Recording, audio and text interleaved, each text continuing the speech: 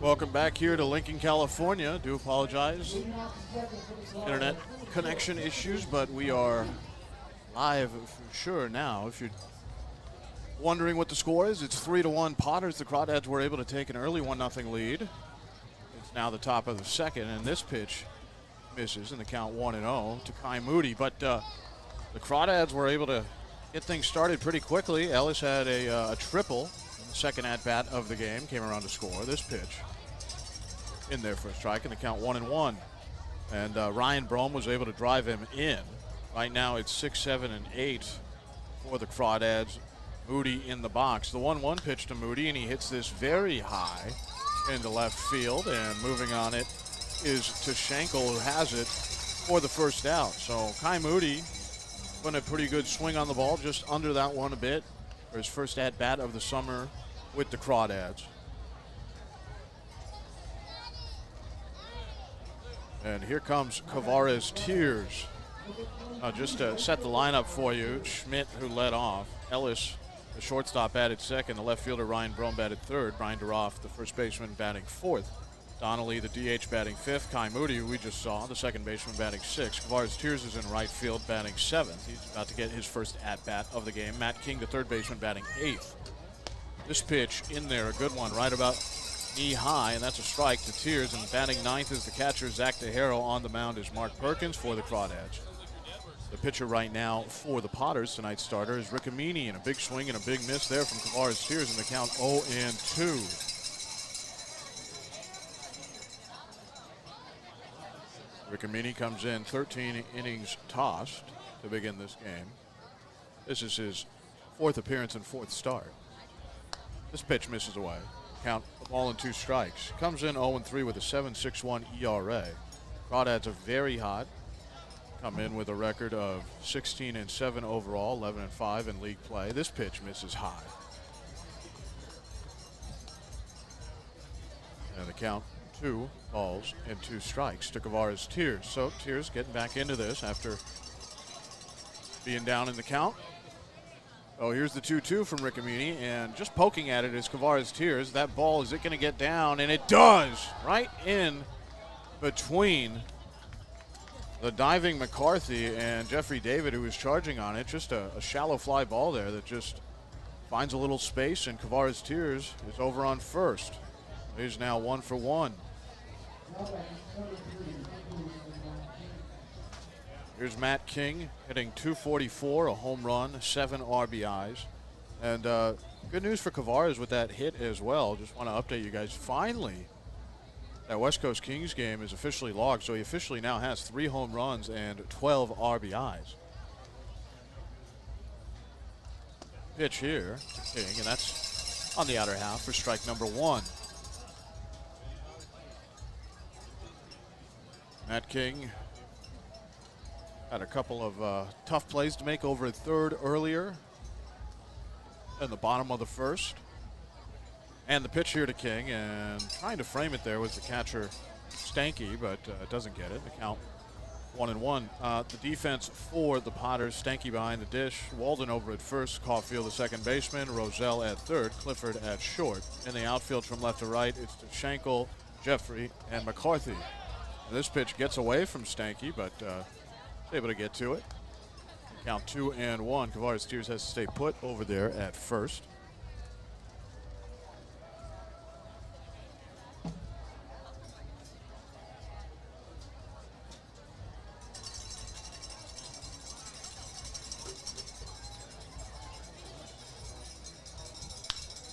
This pitch is hit hard on the ground, but straight to the shortstop, Clifford, who throws the second for 1, and they do get the double play. A good relay throw there from Caulfield over to first base. And Walden able to squeeze it. And Kavares Tears, unfortunately, not able to come around and score for the Dads, who still trail 3-1. More Crawdads baseball when we return in the bottom of the second inning from Lincoln, California.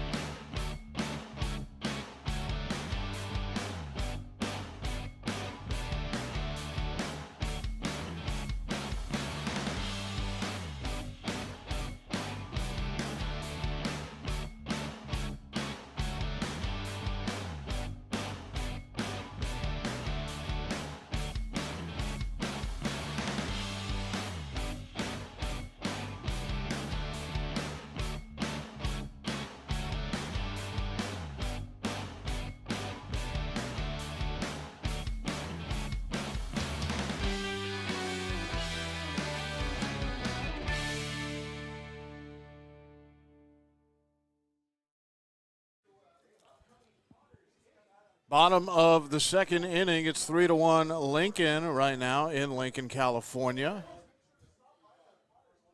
Potters were able to put up 3 in the bottom of the first. It's going to be 9-1-2 for the Potters. Clifford, David, and Walden. So the shortstop Clifford getting ready to step in. Still Perkins on the mound for the Crawdads. Already given up 3 runs. The lineup for the Potters. It was David who led off.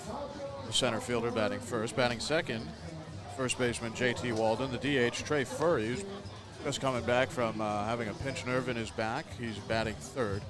Jay Stanky, the catcher, batting fourth. Garen Caulfield, the second baseman, batting fifth. Trevor Tashenko in left field, batting sixth.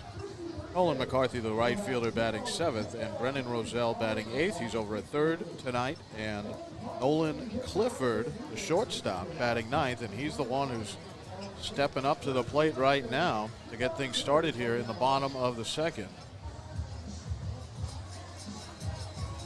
Perkins came into this game. This is his 4th start, 5th appearance for this summer.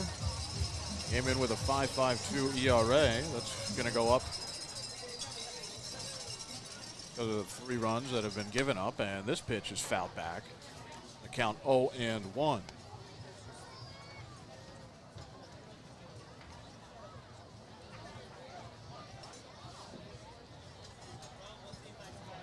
The 0-1 pitch, and this misses low. Looking for that outside corner there was Perkins. To the lefty, Nolan Clifford.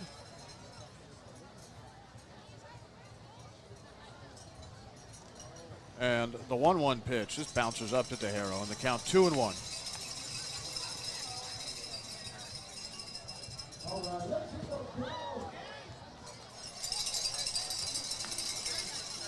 To 1 pitch, here it is, and this is fouled down the left field line. And the count 2-2. Starting to make a run on it was Ryan Brome, who's in left field, but he realized that was going to get out of play pretty quickly. The count even, 2 balls and 2 strikes. This pitch misses low. And the count runs full, 3 balls, 2 strikes here to the leadoff hitter in the bottom of the second, Nolan Clifford. Clifford comes in hitting .282, 0 home runs, 7 RBIs. Not a bad bat out of the 9 spot. And the payoff pitch, and that misses. That's a walk. That's the second walk rendered today by Perkins, and just doesn't have the usual stuff. Has not been able to induce the amount of ground balls that we're used to seeing him get out there. Did have a few that were rolled over to King. King bobbled one in the first, and also had a high bouncer that he had to wait for it to come down. So there were a few infield hits for the Potters, able to leg out the throw from King over at first base. They're ahead 3-1, and here is Jeffrey David. David's 0 for 1. Grounded out 3-1 in the bottom of the first. First pitch to David is on the outer half for a strike. David comes in hitting .311, a home run, 17 RBIs.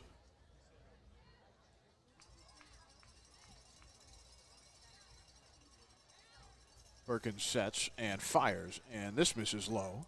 Count 1-1, trying to get David to swing it. One of those pitches below the knees and try to roll up 2 here, but David able to take it for a ball. And a pickoff move here from Perkins over to first, but sliding back in safely is Nolan Clifford.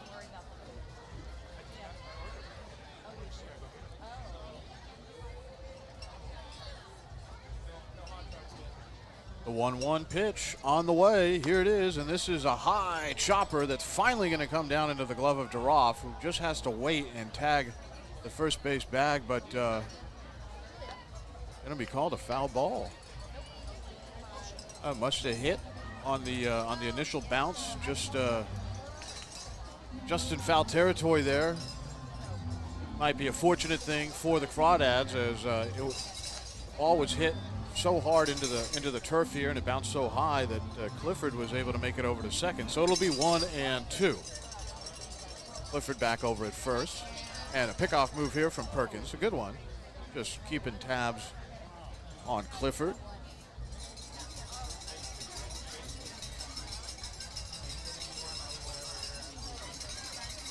And the 1-2 pitch, this bounces up to DeHaro, but he does a good job of making sure it doesn't get by him, and the count evens at 2-2. Backstop very close here at McBean Park, and with how fast that turf plays, even if you do send one into the backstop, ball's probably going to bounce to you pretty quickly, but you'd rather avoid that altogether.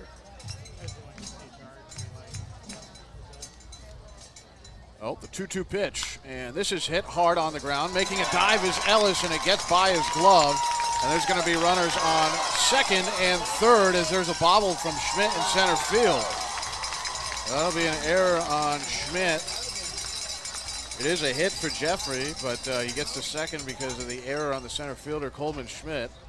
Haven't seen a whole ton of that out of Schmidt this summer. It was a good try to dive it for the shortstop, Ryan Ellis, but ball just hopped over his glove, and two runners in scoring position here with the number 2 hitter, JT Walden, up at the plate, hitting .391. 2 home runs, 10 RBIs. He did walk in the first and came around to score. Was driven in by Chase Stanky's 2 RBI double.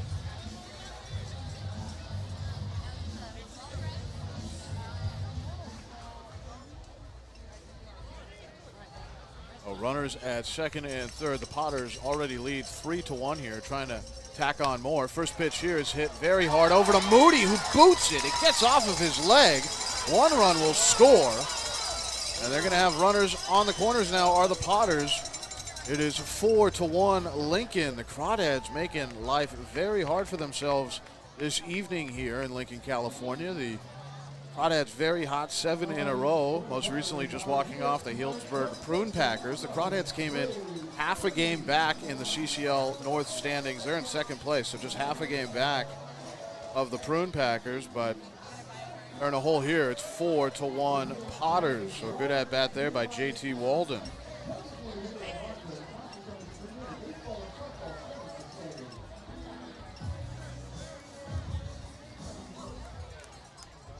So here's Trey Furry, the designated hitter. The first pitch to the righty Furry misses low, and the count 1-0. Perkins not throwing a lot of strikes. Not able to have the usual control over his pitches. He's missing low quite a bit. The 1-0 pitch to Furry. This gets away from DeHaro, but he'll hustle over to get it. A run won't score, but unfortunately for the Crawdads, JT Walden is able to advance to second base.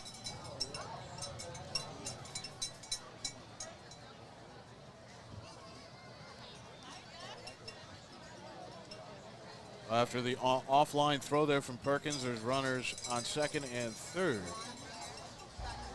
And it's 4-1 Lincoln here in the bottom of the second. Still nobody out. The 2-0 pitch, and that's in there for a strike. So Perkins able to fire one with that pitch, but Crawdads were just hot as a pistol this past week and looked like they were getting right back on track early in the top of the first when they took a 1-0 lead, but down by 3 here. It's 4-1 Lincoln, and this pitch is fouled away over near the dugout of the Potters. The Potters wearing the Independence Day jerseys. They always got something cool for Independence Day. Today it's an American flag. That's the jersey. Pretty sharp looking. Crawdads, of course, in their dark grays. And the count 2-2. Making an extra long look in is Perkins here. And now time is called by Furry. I think he didn't want to play that waiting game any longer, so he just calls time. It's granted. And now the 2-2 pitch from Perkins, and this misses high, just a bit high. Trying to get the call there was Perkins, but he's not been too accurate so far, so might be tough trying to get one of those.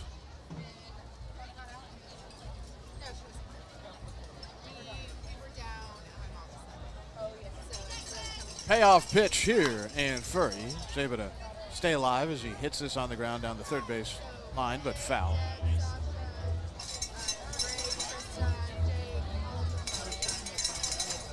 Currently, the Potters starting to play some better ball. won yesterday. They're in third place in the CCL North. 4.5 games back of first place Healdsburg and 4 games back of the Crawdads. And this pitch misses high. That's another walk that Perkins has issued. The bases are now loaded. The Crawdads are already down by 3. There's nobody out. It's been really tough for Perkins so far.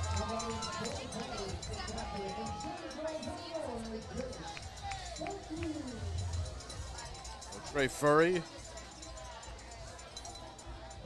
on base for the second time tonight. Bases are loaded. Jeffrey David over at third.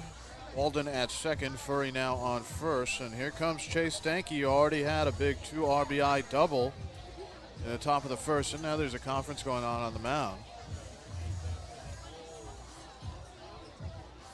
And you'd hate to see Perkins get pulled here, but it's not going his way. And the Crawdads are probably going to have to get someone warming up in the bullpen pretty soon. And indeed, that looks like what's happening. I know Ben Clark's available today. Azani is also available. There's some options to go to. Possibly Seth Higdon. The pitch here, this misses away. The count 1-0. Perkins.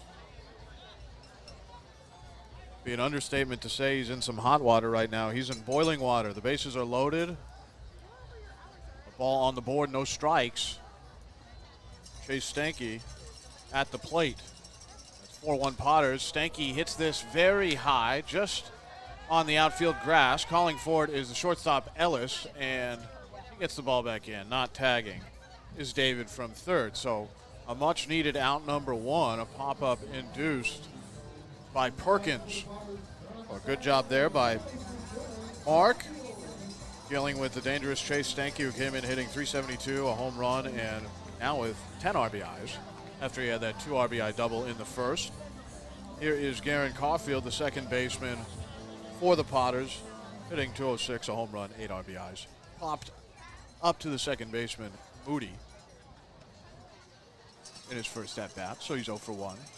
But the bases are still loaded, and he goes after this pitch, and it's right to Duroff, who tags the first base bag and then throws over to second. Tag applied there by Ellis.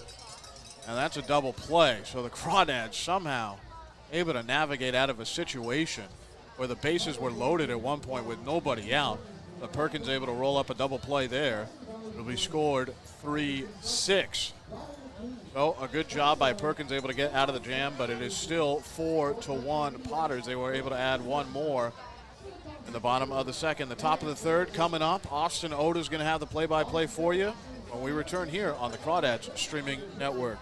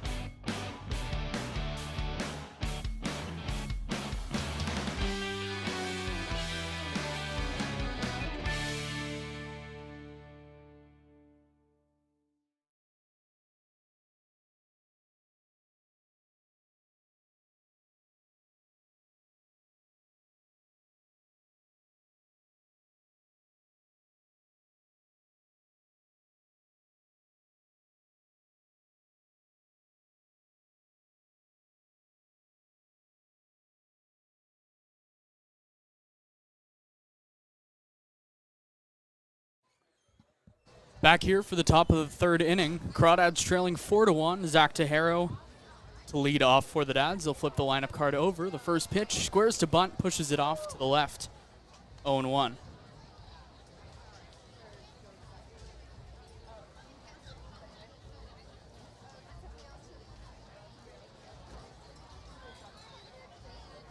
Tejero, the catcher tonight, back behind the plate. We saw him DH last week. The 0-1. Fouled off to the left again, 0-2. Nice job by Mark Perkins last inning to escape that second and third no-out jam. He had already given up a run to that point, but after that, didn't let any other run come across the plate. Tejero stays alive here, hitting this one foul past the first baseman. And the count will stay at 0-2.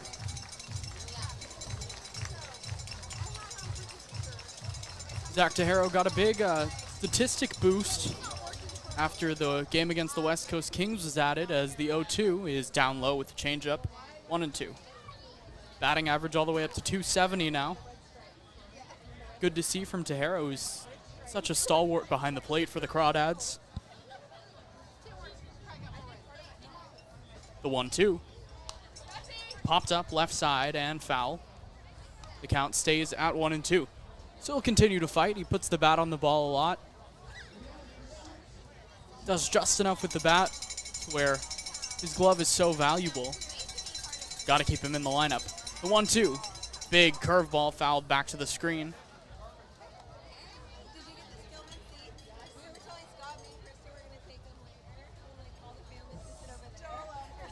4-1 the score here in the top of the third inning.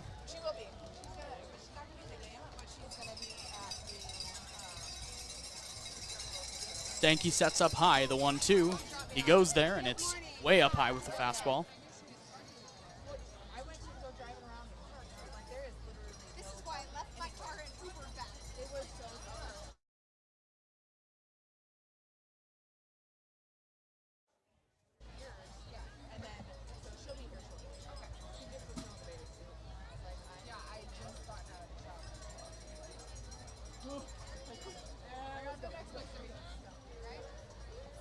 Two and 2 to Tejero.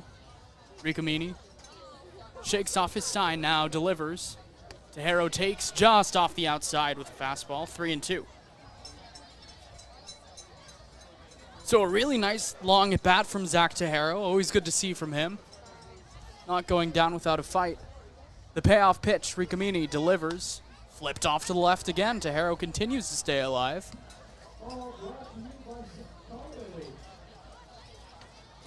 Pretty packed house here in Lincoln tonight. We saw a line outside the stadium almost 2 full hours before the game. The 3-2 one more time. Tejero lines this one into left field. It's dropping and it'll fall in front of Tishenko for a base hit. A really, really nice at bat from Zach Tejero.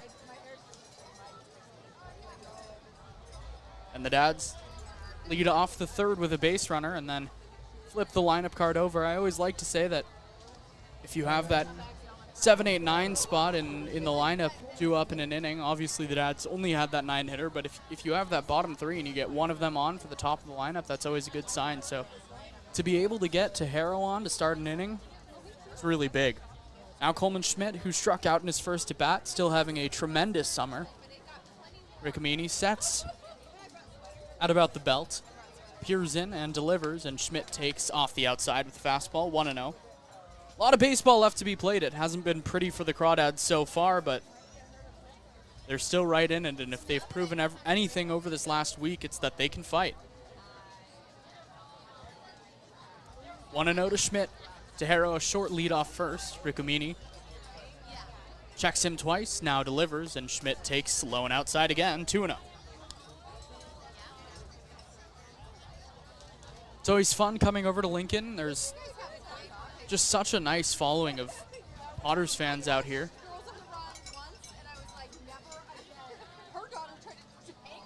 2-0 to Schmidt. The pitch is, this time it's on the outside with the fastball, called strike 1. 2-1 the count to Schmidt.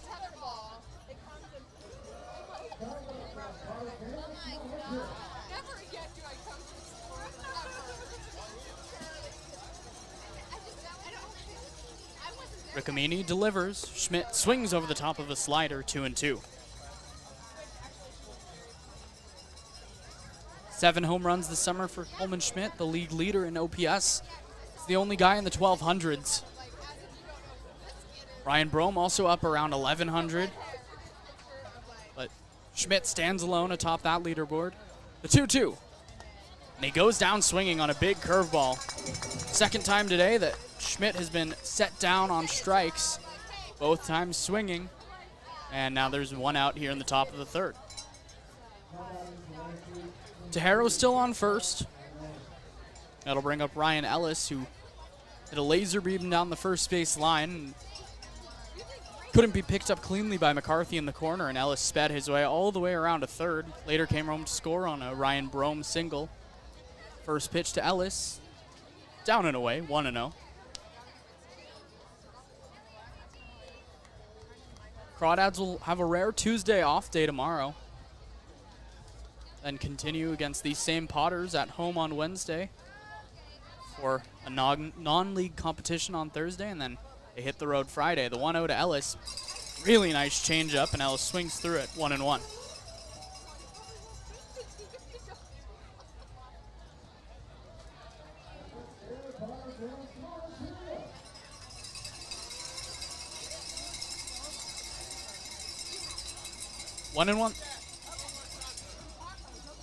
The 1-1. Ellis lines it right back up the middle, trying to make a play as Riccomini. He's going to get up and fire, and it's wide of first base. Ellis beat it out either way as it caromed off the body of the pitcher. The Dads have 2 runners on with just 1 out. Ryan Ellis continues to see the ball very well. 2 for 2 now today. Halfway to a cycle, arguably got the most difficult part of that out. We've already seen one Crawdad hit for the cycle this summer, of course, Coleman Schmidt. In the second game of this 7-game win streak that, yes, it's still early, but the Dads are in danger of breaking right now. 4-1 the score, top 3. Riccomini in a jam for the first time since the first, facing Ryan Brome. First pitch, tapper, left side, and foul, 0-1. Brome in that first inning took a pitch outside and then swung his strong bat and knocked one up the middle for a base hit to bring in Ryan Ellis, so he's 1 for 1 with an RBI. Ryan Brome doing Ryan Brome things. Tejero on second, Ellis on first, the 0-1 to Brome. Ground ball, first base side, and past the chalk, foul, 0-2.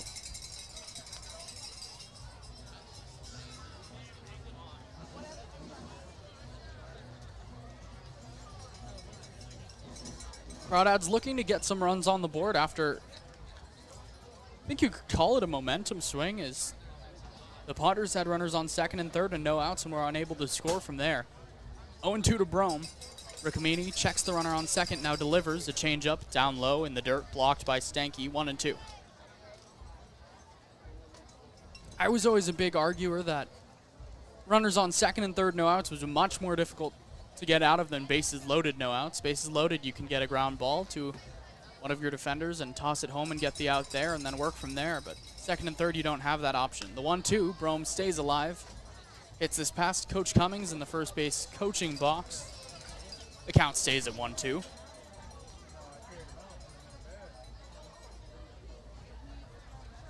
Ryan Brome, you're not your traditional power hitting 3-hitter. Has that power hitter build, but so much finesse in that bat from the left side. The 1-2, he takes a changeup. Called strike 3 on the outside edge for the second out of the inning. I think Brome thought that was away. Nothing he could do with that out there. He has such a good eye at the plate that I often trust his eye more than I trust a home plate umpire's, because he just knows what he's getting. He's comfortable up there. Now Brian Duroff, who popped up to the right fielder McCarthy last time. Bats here. First pitch, down and away. Snagged by Stanky behind the plate. 1-0.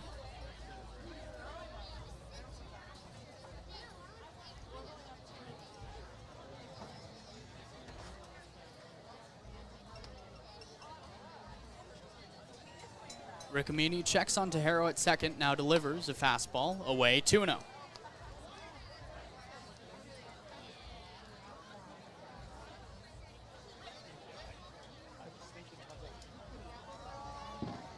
He has struggled with the walk a little bit, 8 of them in 13 innings so far this summer.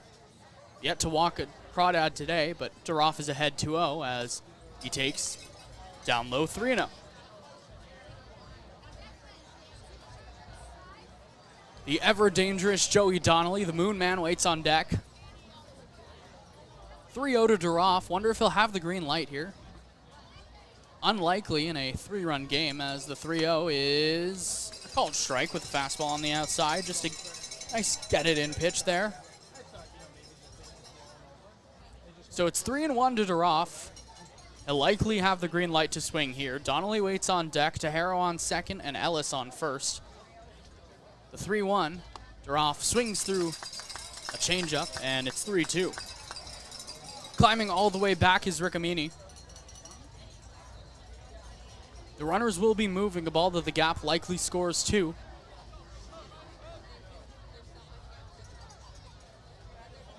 Duroff ready. Now Rickamini is as well. He sets just above the belt and delivers. Duroff hits a line drive on a couple hops, snagged by the shortstop Clifford, and he'll fire onto first in time for the 3rd out of the inning. The Crawdads threaten a little with a couple of hits, but they leave 2 runners on base and do not score. Led to the bottom of the 3rd inning. 4-1 the score. The Crawdads trail here on the Crawdads Streaming Network.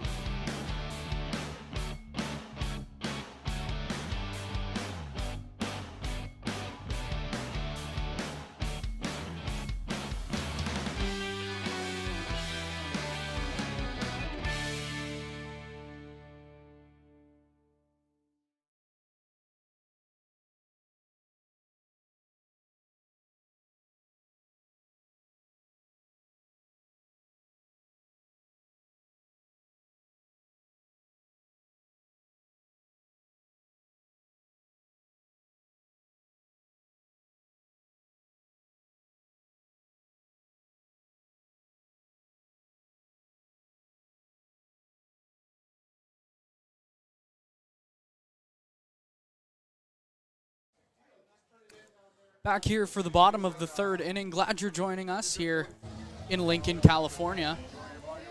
Mark Perkins, somewhat surprisingly, still on the mound. His pitch count is, considering he has given up those 4 runs, it's relatively low, sitting at just 42. Of course, that is only through 2 innings. You'd like to be at about 15. Old Giants pitching coach Dave Rigetti said you'd like to be about 14 per inning. First pitch of the 3rd misses low to Trevor Tishankle, 1-0. Tishankle singled in his first at-bat to bring home Chase Stanky as the 1-0 on the outside with a sinker, 1-1.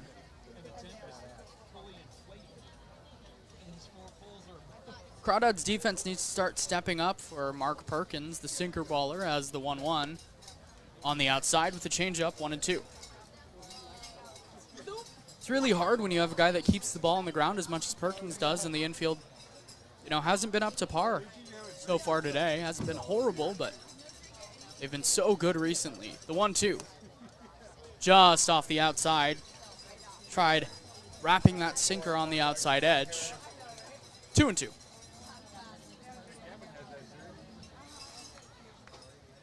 Working quickly as the 2-2 is swung on, and they're going to say he tipped it.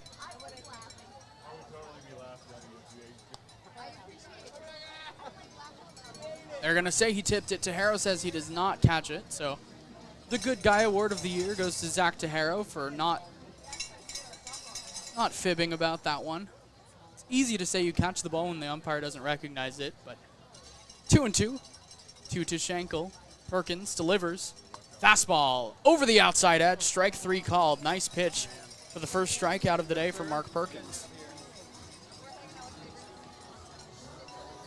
You know, the other thing I love about Lincoln, for all you fans watching the stream, is that so often the place is just so packed that we get people standing right in front of the camera. It's great. First pitch to McCarthy. Swung on and missed. 0-1. I joke. I love it. This is easily the best away park to play at. The 0-1. Chopper, third base side and slowly. King's going to come in and on the run. Fire to first in time. That's that infield defense that we've been talking about for over a week now that the Crawdads have been so good at. Finally starting to show here. Nice play by Matt King for the second out of the inning. That'll bring up Brennan Roselle, who flew out to shallow left field in his first at bat, making him 0 for 1.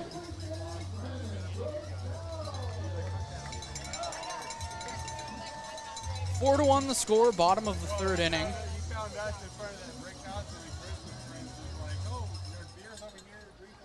First pitch to Roselle is over the outside edge for strike one.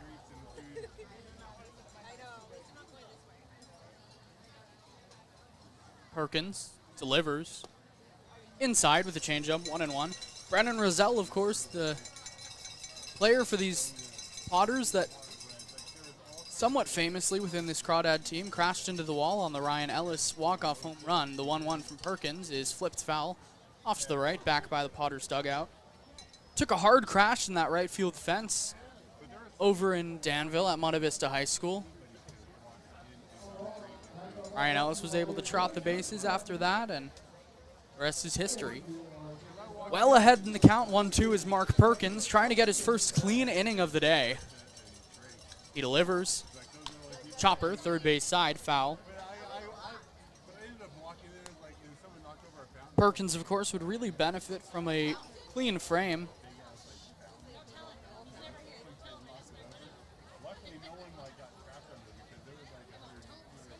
Still ahead, 1-2 is Perkins. He peers in over the glove on the first base side of the slab and delivers. Pop up. And that'll drift foul off to the right into the stands. That was that close. Yeah, that lady right there. 5 hits so far today for the Potters. That's how they got their 4 runs, as well as a plethora of walks. 3 of them to be exact, and a couple Crawdads errors. The 1-2 on the outside edge. That changeup again for the third out of the inning. A really nice inning from Mark Perkins, and that's how you bounce back. Maybe a little momentum for the Crawdads. 4-1 the score. Top of the 4th inning when we come back here on the Crawdads Streaming Network.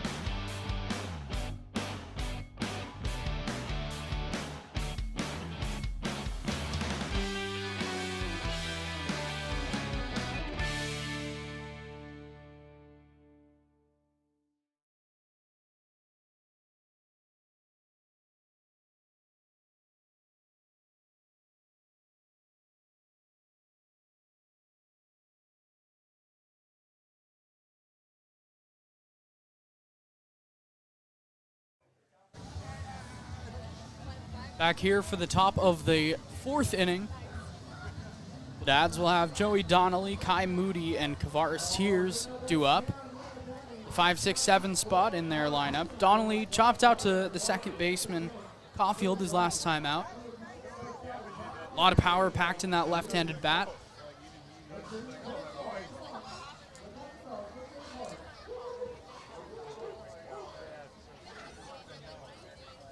Rickamini delivers the first pitch. Donnelly swings through it. A fastball, 0-1.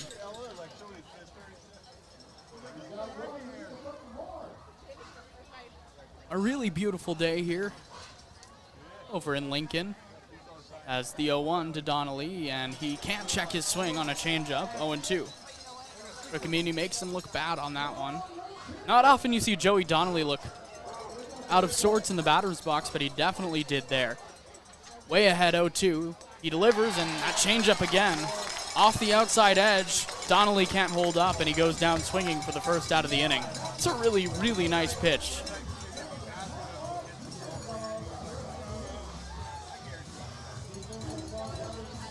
Now Kai Moody, the second baseman today. Moody played with manager Brant Cummings all the way back in 2017 with the Neptune Beach Pearl. Back with the Dads this summer. First pitch, flips foul off to the right, 0-1. Graduate of George Washington High School over in San Francisco. Two-year starter at Cal State U Northridge. As the 0-1. Outside, 1-1. Hit .390 just 2 seasons ago. 5 home runs this last season, average over just under 300. Excuse me. Chops this one up the middle, could be a hit. Caulfield ranging in on it, will flip it to first to get Moody by a step and a half for the second out of the inning.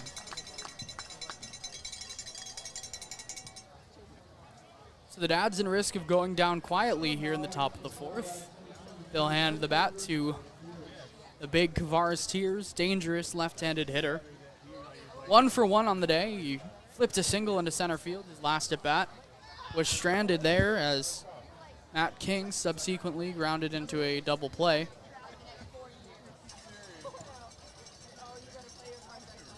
But he's 1 for 1 on the day. KT will always take a 1 for 1, especially when it's not a barrel. Chops this one to second. Caulfield up with it on a couple hops. Lollipops one over to first in time. Rickamini gets out of another clean inning. No runs, no hits, no errors, no runners left on base. 4-1 when we come back here on the Crawdads Streaming Network.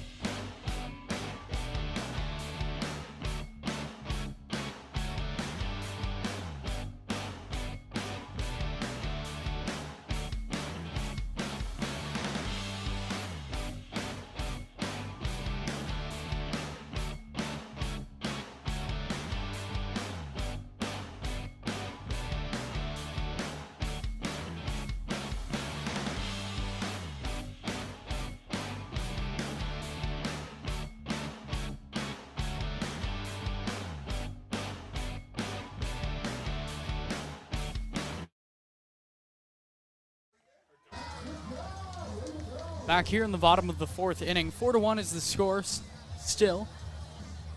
Mark Perkins, a really nice last frame, struck out 2, induced a soft ground out to Matt King. He'll be facing the 9-1-2 spot. Nolan Clifford, the man to lead it off, who walked, then went to third on Jeffrey David's single in the following error by Coleman Schmidt, and came home to score on JT Walden's single. First pitch to him is lined off to the left, foul, 0-1.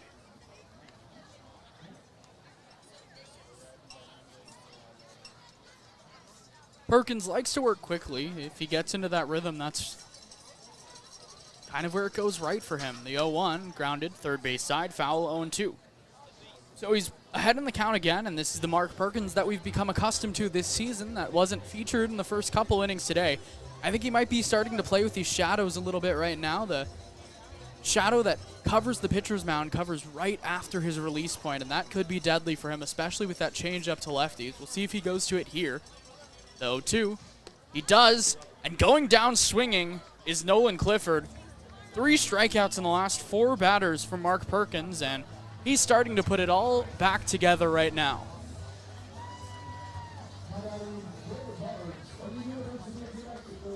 That pitch just dove towards the inner half to the feet of Nolan Clifford. And it'll bring up Jeffrey David, of course, the man of 2 first names. Really talented player. First pitch. Line drive, right field, and it's going to do the trick. A little Texas leaguer in front of Tavares Tears. Tears tries to throw back to Duroff, and it hits off the tip of his glove. David on for the second time tonight, both times singling. Of course, there are a couple very talented men of 2 first names in the CCL, but the one that comes to mind first is probably Jeffrey David. Ryan Ellis, I guess you could say, is up there in that category. Depends on if you count Ellis as a first or a last name. First pitch to Walden. Going is the runner. The throw to second is a little late, and it's tipped out of the glove of Ellis over at second base, and David has a steal. 1-0 to Walden, who knocked in a run last time. 2 runs, actually, last time he was up. Then advanced to second on a Zach Tejero passed ball. Ahead in the count, 1-0. Perkins trying to find the zone again. He's had much more difficulty, it seems, from the stretch today.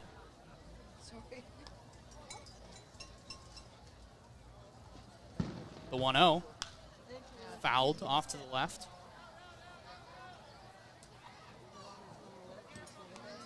Couple of Potters fans right there.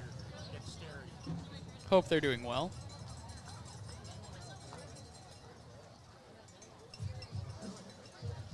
One and one the count to Walden when we resume with David on second. 4-1 the score. Some fireworks going off. Happy 4th of July.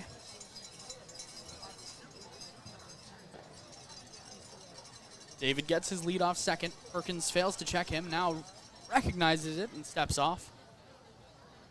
Not trying to become too predictable out there on the mound. Really smart base runners will always time that up if you become repetitive. As the 2-1 is in the dirt, smothered by Tejero behind the plate. 2-1.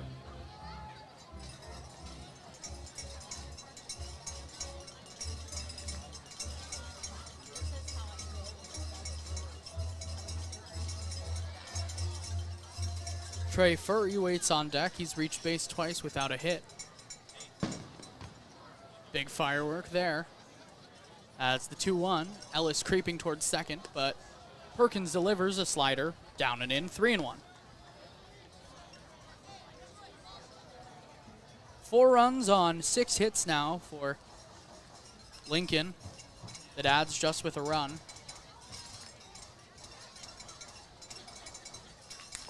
Perkins trying not to walk the 4th batter of the game so far. He's in danger of doing that to JT Walden, the first baseman. Peers in for the sign. Now checks David off second. He steps off, motions David back to the bag, and he obliges.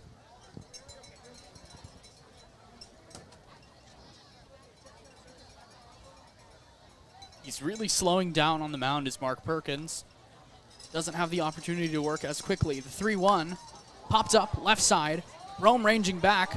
Now the ball's carrying, and it's going to carry out of here. A ball that was off the end of the bat, and that ball just flew. My goodness, JT Walden. pulls out an American flag.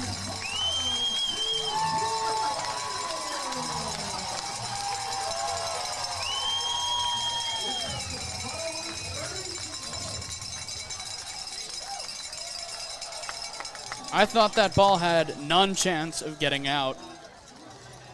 Walden had other plans. 6-1 the score. Wow.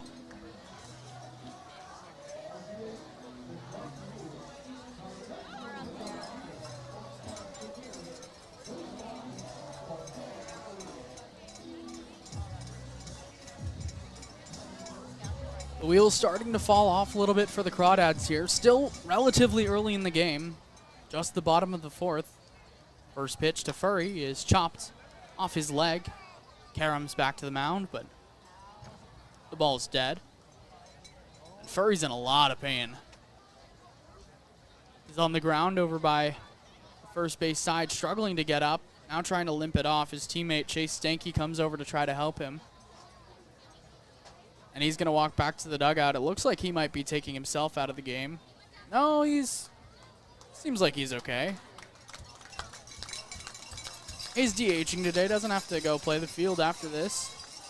Would not be surprised if, there's a ground ball to right to an infielder and he doesn't leg it out.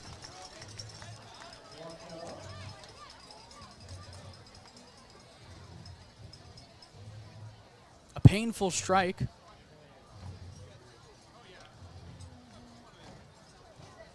Perkins delivers the 0-1. Big curveball that misses high and gets back to the backstop out of the reach of Tejero.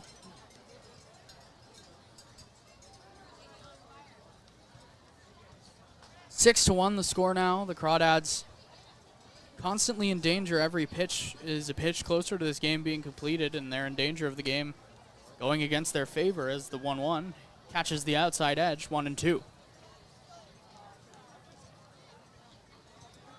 A 7-game win streak for the Crawdads. The 1-2 misses down and away with a slider, 2-2.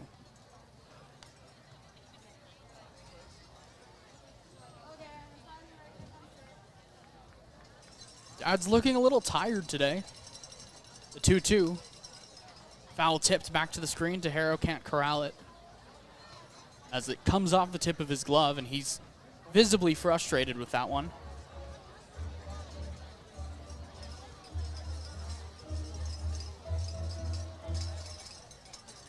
The 2-2 to Furry.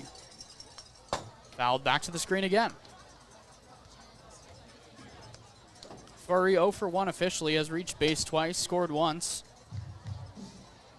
Reached on a Matt King error in the first inning and then walked the last at bat. 2-2 the count to the 3-hitter in this Potters lineup, Perkins. Readies and fires. Chopper to third. King picks it on a hop, has to go into a backhand, fires over to first in time for the second out of the inning. Nice little rebound there by Mark Perkins. Chase Stanky now the batter. 1 for 2, a pop-up and a 2-run double.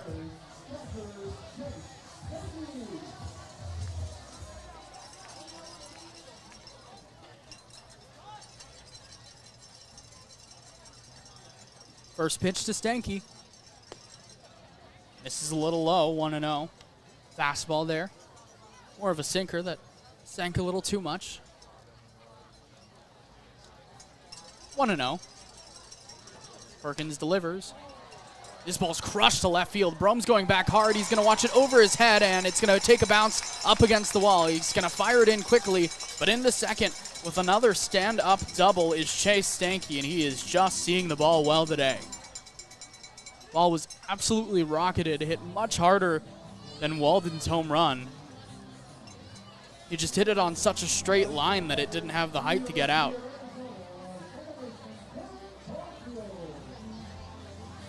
This is not the Mark Perkins we're used to seeing. 6-1 the score. Bottom of the 4th inning, a mound visit. Jack Delmore, Crawdads pitching coach.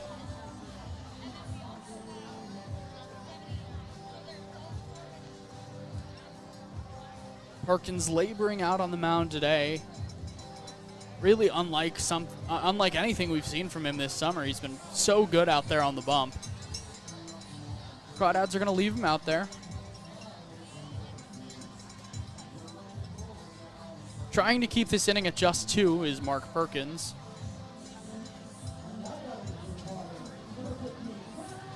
But Aaron Caulfield now at the plate, who's 0 for 2, grounded into a double play and popped up to second baseman Moody, has gone to the right side both of his at-bats. Stanky, a big lead off second. First pitch, just off the inside with a changeup, 1-0.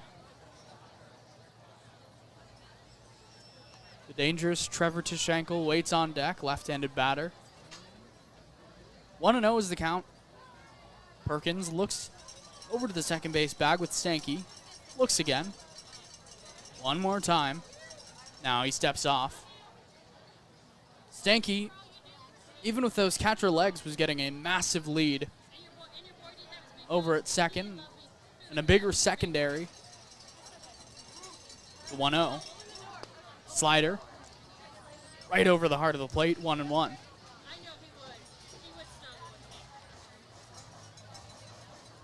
So an uninspired Crawdads team today, so far at least.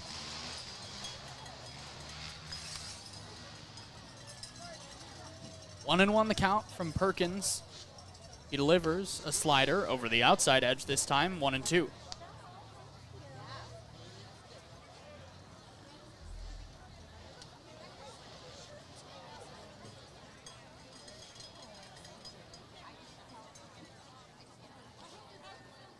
Perkins peers in, now sets at the letters and takes a step off. Wants to go through those signs again. He motions, let's do it again, to Zach Tejero, his catcher. Stanky off of second, Caulfield the batter. Perkins now comes set, checks the runner twice and delivers. Slider, bounces in the dirt, corralled by Tejero, 2-2.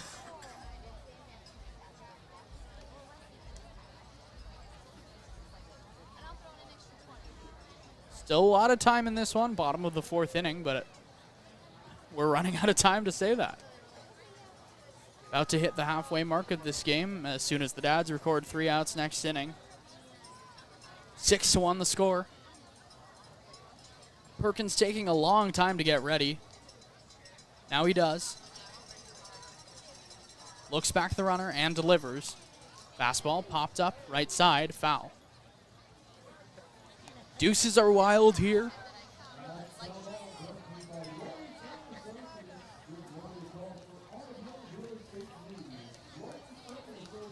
Stanky still dancing off second.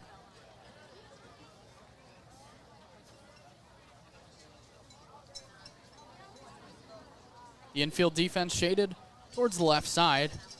The 2-2.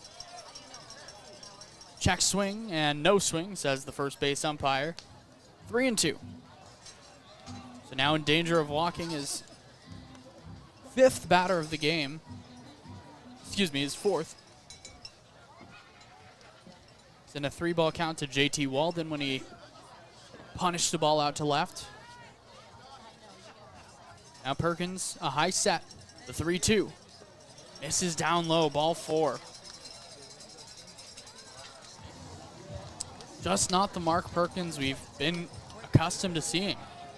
He spoiled us a little bit this summer.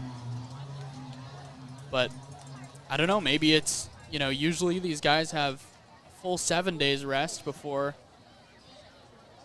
they go between starts. Of course, Perkins normally the Tuesday starter, pitching here on a Monday, and Grant Cummings is going to signal to the bullpen.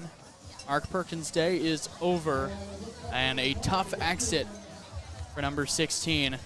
Let you know who the new pitcher is. 6-1 the score here on the Crawdads Streaming Network.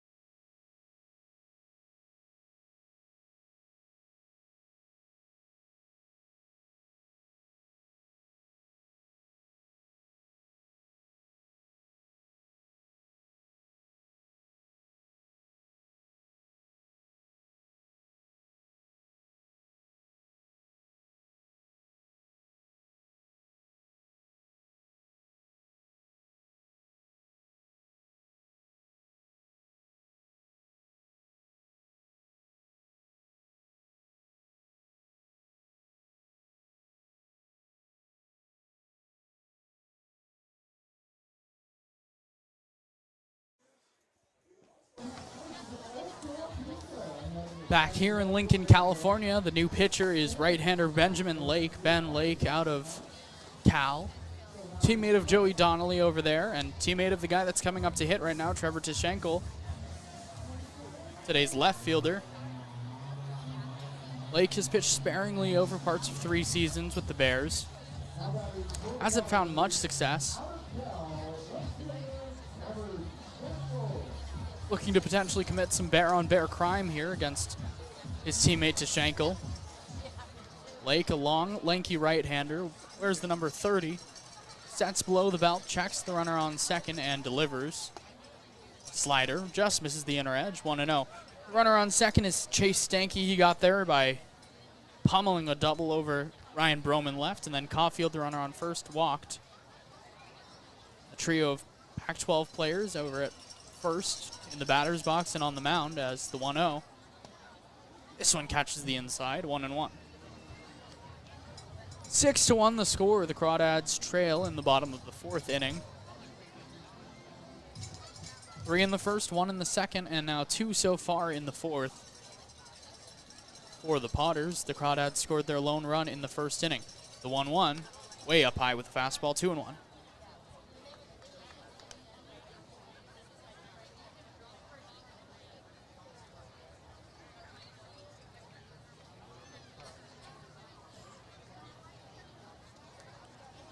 Lake peers in for the sign. Sets just above the belt. The first base side of the slab. He delivers. Pop up left side, foul, 2-2.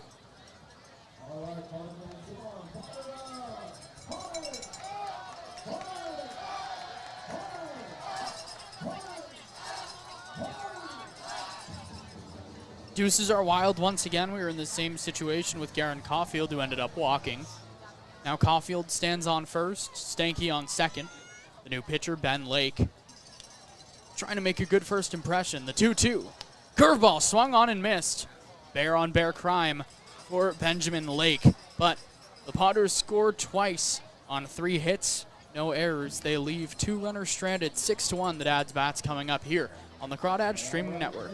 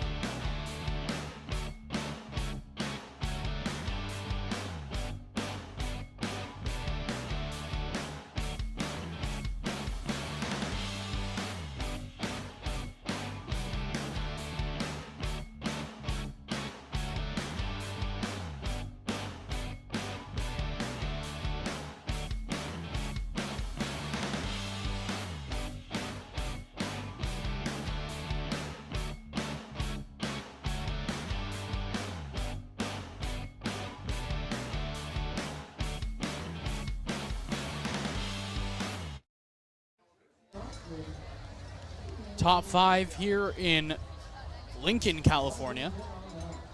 The Dads need some runs. 6-1 is the score. Matt King, Zach Saharo, Coleman Schmidt due up.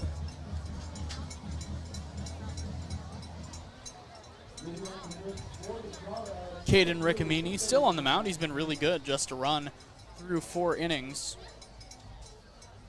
3 strikeouts. Working from the windup, he delivers the first pitch to King. High drive to left field. Going back is Tashenko, but he's going to watch it soar. Matt King. That ball was clobbered. The ball's going to fly out here in Lincoln, but that ball would have been gone just about anywhere.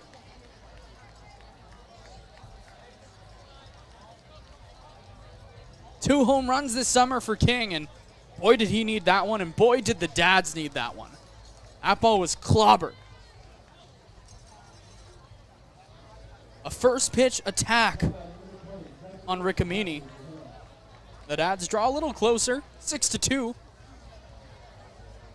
Now Zach Tejero worked a long at bat and singled in his first trip.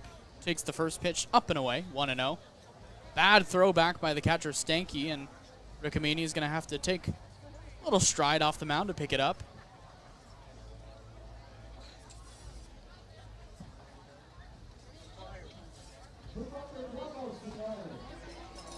6-2 now the score.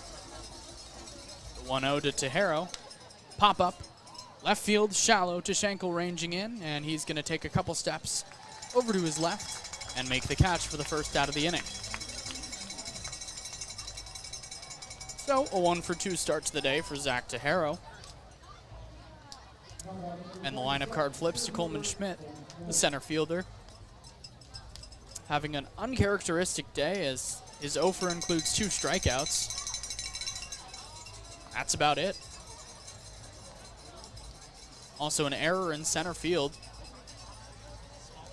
Wonder if that off day reset him a little bit in the wrong direction yesterday. The first pitch to Schmitty misses up high, 1-0. It was a little shocking to see a lineup card without either Coleman Schmidt or Brian Duroff yesterday, and Crawdads were still able to pull out a win against the #1 team in the league. The 1-0 to Schmidt. He swings over a slider. Nice pitch off the outside, 1-1.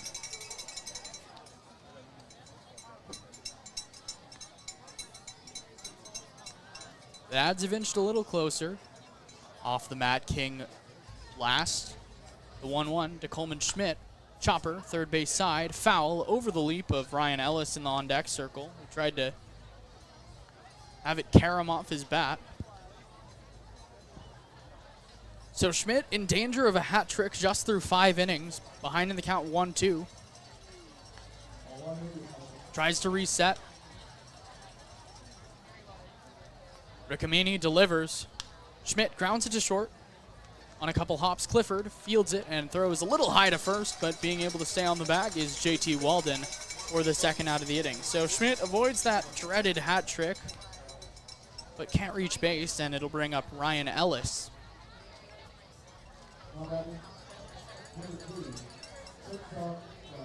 Ellis, the shortstop today. Also, we've seen him featured very frequently over at second, over at third.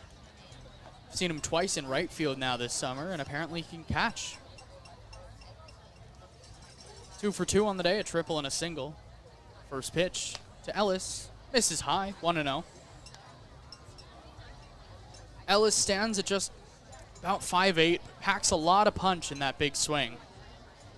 Potters know that very well. They were on the wrong side of a walk-off as the 1-0 misses outside, 2-0.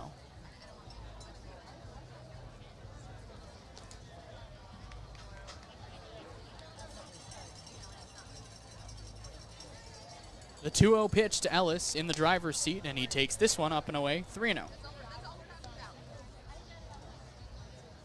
So, they'd take Ryan Ellis on base, especially with his speed. Ryan Brome waits on deck. The 3-0 to Ellis. Catches the outside edge. Ellis thought he had ball 4, was about inches away from that bat slipping out of his hand as he tried to toss it away. But the count 3-1. Ellis would like to sit on a fastball here, maybe turn it over that dueling dog sign. The 3-1. Fly ball to left field and deep. Going back is Tashenko. He's going to look up, and Ellis has homered. The Dads inch closer. It's 6-3. Ellis now just a double away from the cycle. And hey, the Crawdads are in business. A lot of ball left to be played. Sat on that 3-1 fastball. Didn't hit it to right. Instead went the other way with it. He's shown so much power to the pull side and now displays it going the other way. That ball was crushed. 6-3 now. The Dads have gotten those 2 back from the last inning. First pitch to Brome. Fastball elevated, 1-0. Matt King led off this inning with a homer. Tejero flew out. Schmidt grounded out, and then the Ryan Ellis blast made it 6-3. The 1-0 to Brome. He hits this one hard to left, but right at Schenkel. Now he crashes in and reaches up with the right hand to make the catch for the 3rd out of the inning. But some life in the bats of these Crawdads. They score twice on a pair of solo shots an inch closer. 6-3 the score when we come back here on the Crawdads Streaming Network.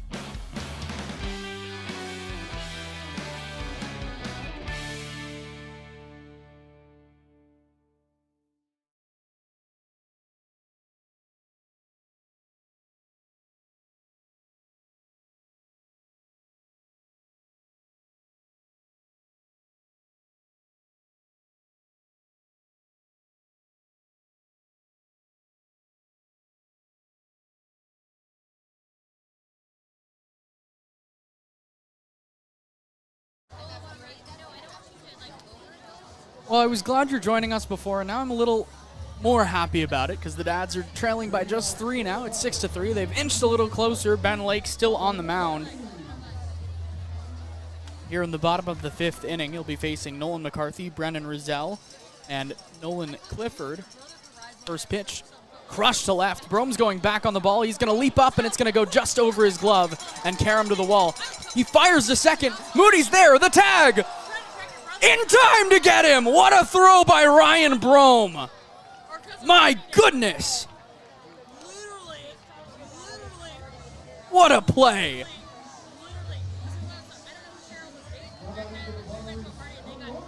Ryan Brome. He likes something in the air here in Lincoln because he has made 7 or 8 tremendous throws here. All the way from the outfield corner, a straight line to second base to get the runner for the first out of the inning. Wow. First pitch to Rizal misses high, 1-0.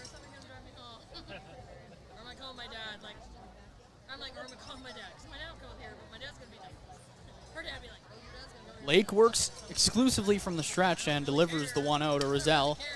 Foul off to the left. Ryan Brome just does, every game he does something.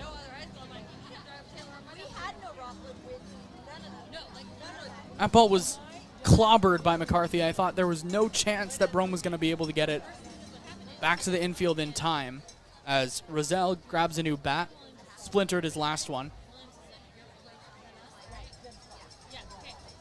But every single game, Ryan Brome just makes something happen. He gets comparisons by his teammates to Michael Brantley with the bat. Doesn't strike out a lot, just puts the ball in play. My comparison for him in the outfield is Hunter Pence. Just, you know, everything he does, perfect over in the outfield. Might look a little awkward, but he gets it there. The 1-1 to Rizal. Down low, 2-1.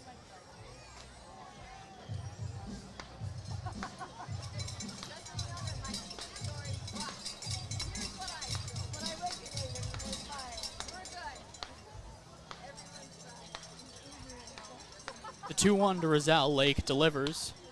Crush to third. King is able to body it. Fire to first in time. Nice play by Matt King for the second out of the inning. So the bats are starting to hit. The defense is starting to pick up. Maybe the perfect storm brewing for the Crawdads, and they would really take it right now. That ball was hit on a rope to third. King wasn't able to corral it cleanly on the first attempt, but kept it close enough to his body to where he was then able to fire onto first quickly in time to get Roselle, and now Nolan Clifford due up.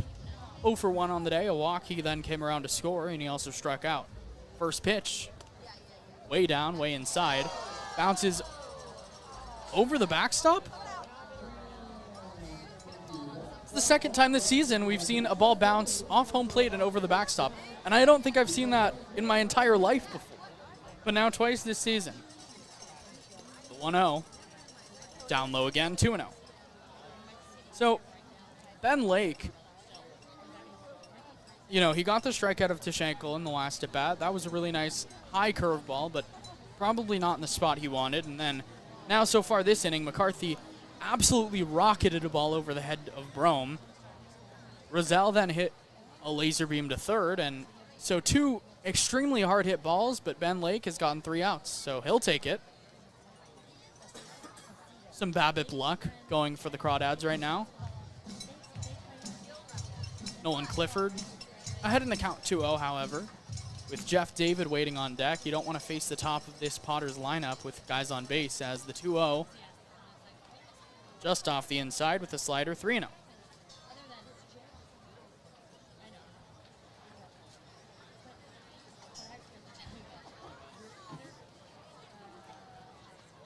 Lake sets above the belt and delivers. Fastball up high, ball 4.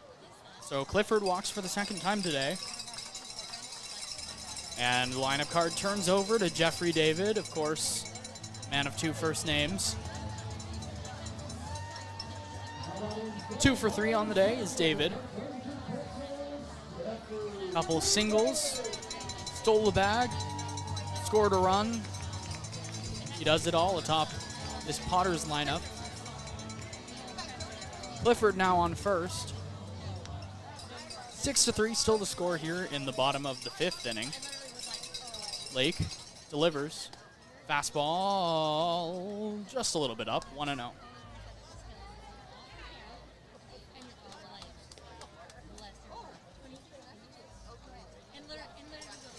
The 1-0 to David. Lake checks the runner on first and delivers. Pop-up behind the screen, 1-1.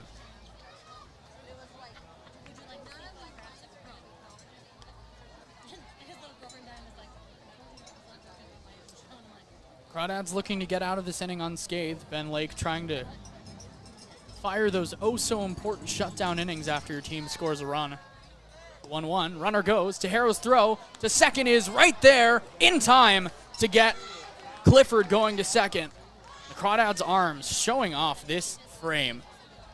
No runs, a hit, no errors. The Dads coming back up to bat, trailing 6-3 when we come back here on the Crawdads Streaming Network.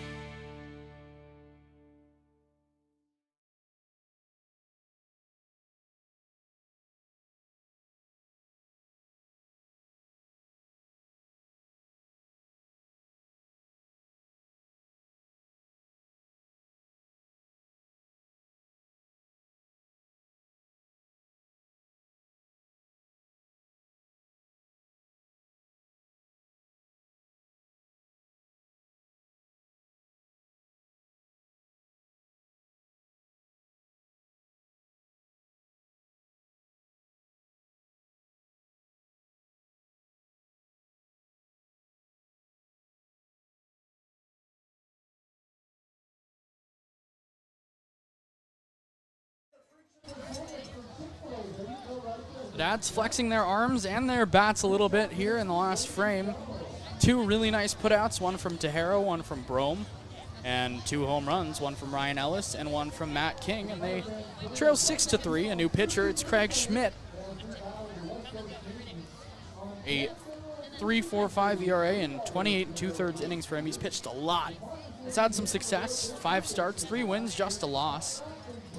Schmidt, not to be confused with Schmish, as it might look like his name is spelled, S-C-H-M-I-C-H, pronounced Schmidt. Lincoln native, pitching here on the 4th in his hometown. He'll be facing Brian Duroff, Joey Donnelly, and Kai Moody. Schmidt, not Schmish. It's gonna take. It might take me a minute to really hone that one in. Schmidt, like Coleman. First pitch to Duroff, way outside, ball 1. 6-3 the score. A nice shutdown inning from Ben Lake in his last frame.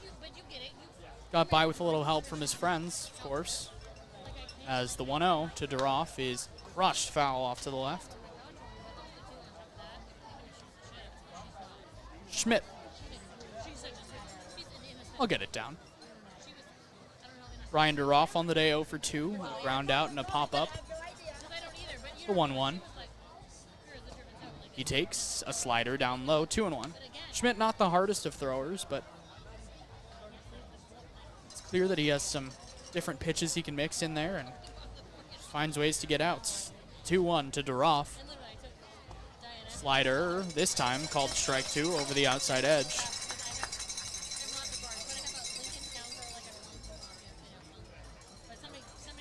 Schmidt, a big burly right-hander. Delivers the 2-2 to Duroff. Slider, and Duroff stays alive, battling this one off to the left.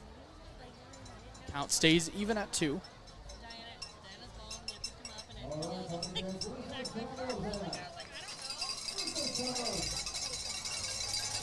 Top of the 6th inning here. 6-3 is the score.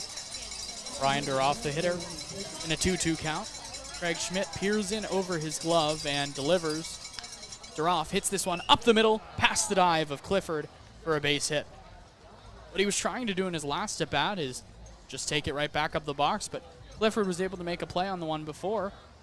Is unable to do so here on this one, and it'll bring up the power-hitting Joey Donnelly, sitting on 4 home runs this summer.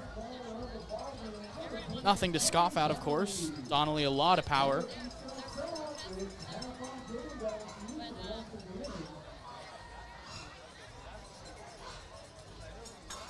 Donnelly, however, is 0 for 2 on the day. Struck out swinging his last at bat. Really just couldn't do anything with that Caden Rickamini changeup that he tried swinging for a couple times. The first pitch here.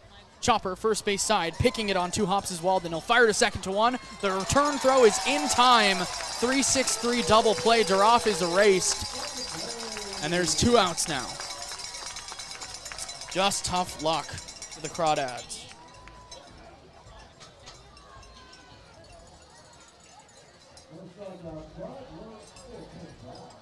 So Kai Moody is going to be the hitter. 2 outs now. Moody 0 for 2, a fly out and a ground out. Flew out to left, grounded out to second. Schmidt was able to work around the first base runner. He got through. Moody lines this one into left field in front of Tashenko. Takes a big hop, but he's able to pick it. And Kai Moody gets his first hit of the summer. Sure, he's not going to ask to keep the ball or anything. He's a veteran. Maybe he will. No, the ball goes right back to Schmidt on the mound. I think when you hit, 350 over 2 years of college ball, I think you learn. Now Kavaris Tears, 1 for 2 on the day, grounded out his last at bat, also dumped a single into center. So after an 0 for 17 stretch for Tears, it's good to see him get a ball to go his way. First pitch, this ball's hit hard to center. Ranging back now coming in is David, and he'll settle under it to make the catch. The Dads single twice, but Joey Donnelly's double play right in between means they don't score. 6-3 the score when we head back to the bottom of the 6th here on the Crawdads Streaming Network.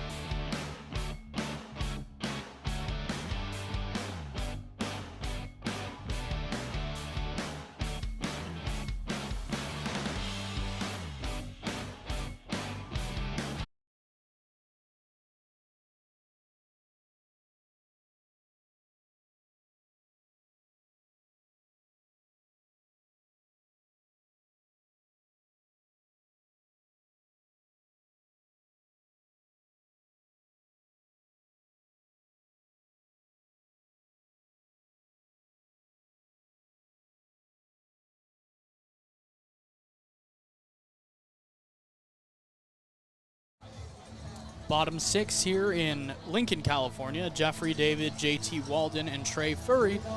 The 1, 2, 3 spot due up for Lincoln. They lead 6-3.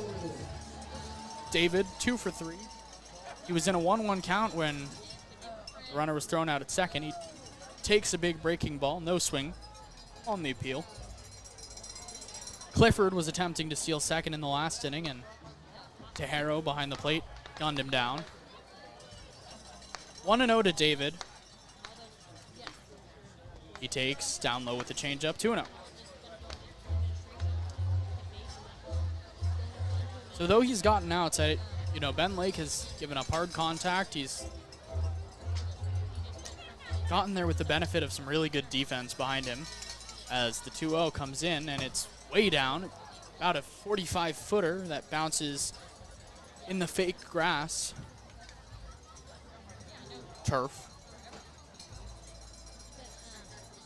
3-0 now to David. Not a guy you want to walk with all of his speed, but Lake's in danger of doing so. The 3-0. Fastball misses high, ball 4. So a non-competitive at-bat from Ben Lake.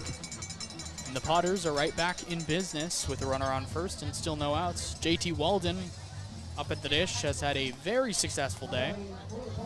A single, a home run, a walk. He's done it all. Just turned a great double play over at first, 3-6-3 off Joey Donnelly. Crawdads hoping he does that himself here. Just hits a grounder right at an infielder that they can roll 2 on. Lake, pickoff move back to first, was wide of Duroff, and he's able to corral it. No balls and 1 strike, the count to JT Walden with David on first. Lake subtly checks him, picks off, and back in safely is David. Count still 0-1.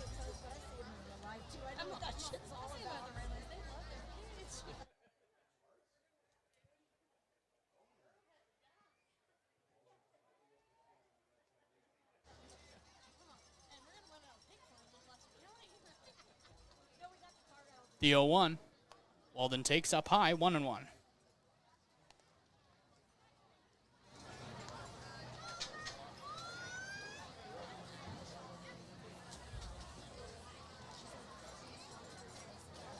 Six to 3 the score. David got on first by way of the walk. Now Walden at the dish. Lake delivers a fastball that misses low, 2-1. So I'm not sure what's going on with the zone of this home plate umpire, but it's inconsistent. Sure of that.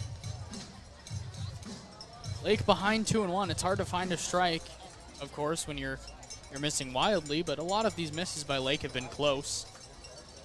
He sets the 2-1. David runs. Tejero's throw is way up high and sails into center field. Luckily for the Crawdads, staying at second is Jeffrey David. That'll be a stolen base, his second of the game.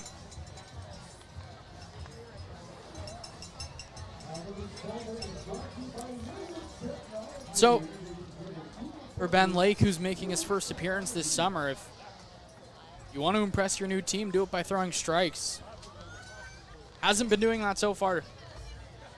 Only 1 walk recorded, in danger of walking his second, but hard hit balls, he's fallen behind in every count.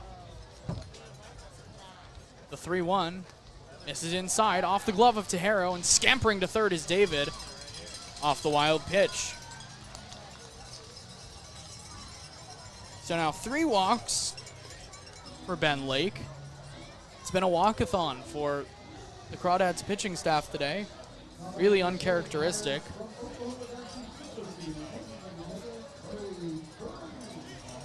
Trey Furry at the dish. 0 for 2. Has reached base twice, however, with a walk and an error. Scored a run. Lake in a strikeout or pop-out situation here. I guess you could say an unproductive out situation with runners on the corners and no outs. First pitch sails off the outside edge, 1-0. Not a big fan of walks. I know Ben Lake isn't either, and I know Manager Cummings is in that same boat. 1-0 Lake to Furry. He sets and fires way down and way outside, and Tejero blocks it. 2-0. Looks like there's some action in the Crawdads bullpen. Colson Abel, the lefty, likely would come in to face Chase Stanky in the on-deck circle, the left-handed batter. 2-0 the count to Furry. Lake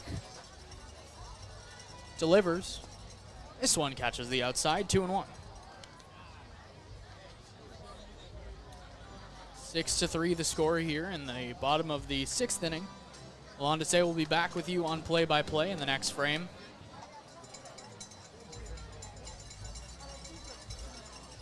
The 2-1 from Lake. Down low in the dirt, 3-1. In danger of walking his 4th straight batter is Benjamin Lake, and Jack Delmore, the pitching coach, is going to come out to the mound for a quick mound visit. Colson Abel likely ready. I'd assume he'd be the guy to come in to face Chase Stanky in the on-deck circle.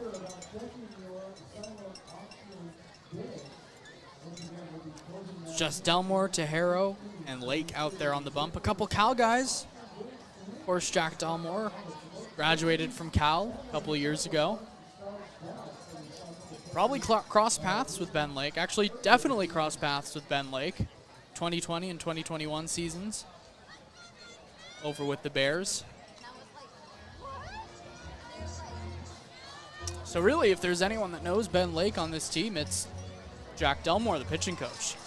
3-1 is the count to Trey Furry.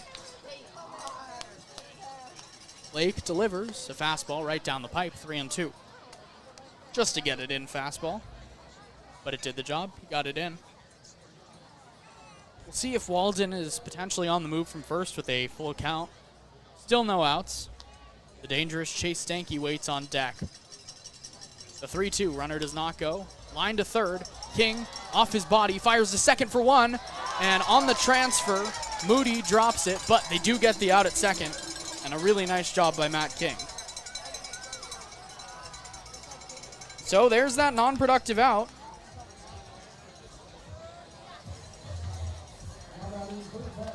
Potter's manager out to come argue the call, but I think no reason for that. I think it was pretty evident that the ball came out on the transfer, and a quick discussion, maybe just a little check-in.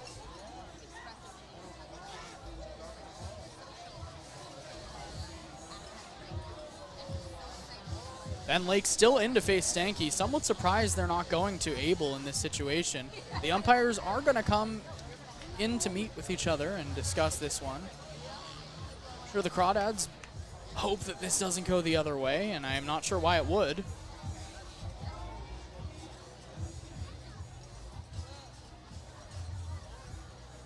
Somewhat long conversation. A lot of talking being done by the second base umpire explaining his side. And the call stands.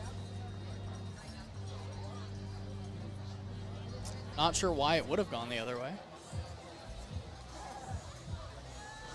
So now Chase Stanky at the dish. Abel's loose, not sure why he's not coming in.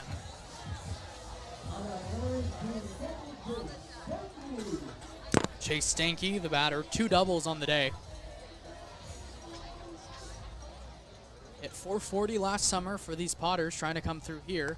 He takes the first pitch off the outside black, 1-0. Caulfield, another left-handed batter, Garen Caulfield, that is, waits on deck. And actually, he's a righty, excuse me. He was taking some joking left-handed swings. 1-0 is the count to Stanky. 6-3 the score. The 1-0. High pop-up, left side. King ranging over, and he's going to watch it out of play. 1-1. So not necessarily a strikeout situation. Definitely would like another non-productive out. A ground ball right to a defender would do the trick. A pop-up wouldn't get him out of the inning necessarily, but it would likely do the job. And I think no matter where the ball is hit to left field, if Ryan Brome catches it, I'm not sure they would want to try his arm again for a 4th time this summer. 1-1 is actually a pickoff move. Back in safely at first is Furry. He's the runner on first with David, the runner at third. 1-1 the count, with one out to Chase Stanky, the left-handed batter who's doubled twice and popped out to Ryan Ellis today.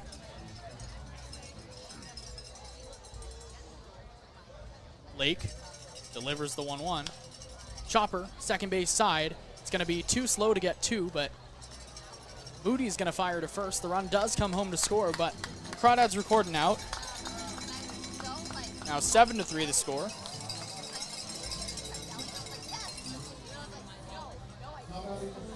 Garen Caulfield now the batter, the righty. 0 for 2 on the day, is walked.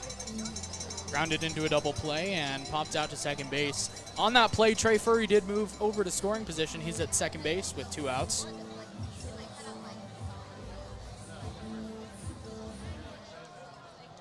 Seven to 3 now the score. Caulfield, the batter. Lake takes a step off the mound. Now readies himself. The first pitch. Over the outside edge, strike one. Called on that big breaker there.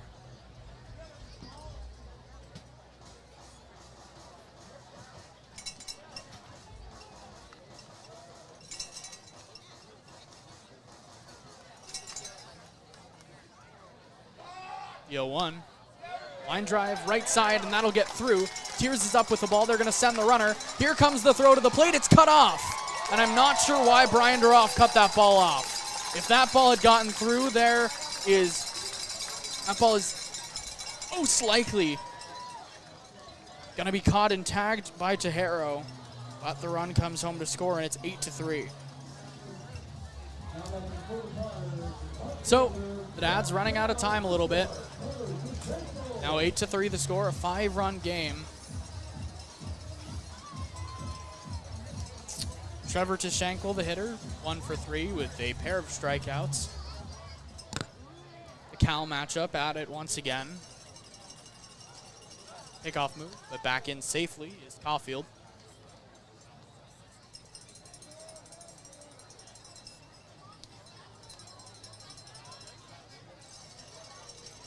Lake delivers the first pitch. Ground ball, first base side and through into right field. Holding at second is Caulfield, but now 2 straight hits. The Potters are back in business. So since this iteration of the Lincoln Potters has been back in Lincoln, they haven't lost a July 4th game. Looking to continue that streak for the 6th straight year. The Crawdads also streaking 7 straight wins. You could call it 8, depending on who you talk to. So one of those streaks is going to come to the end today, and it looks like that's going to be the Dads. Nolan McCarthy at the plate, 2 for 3 on the day, a pair of singles. First pitch over the outside edge with the big breaker, 0-1. 8-3 now the score. 8 runs have come home to score.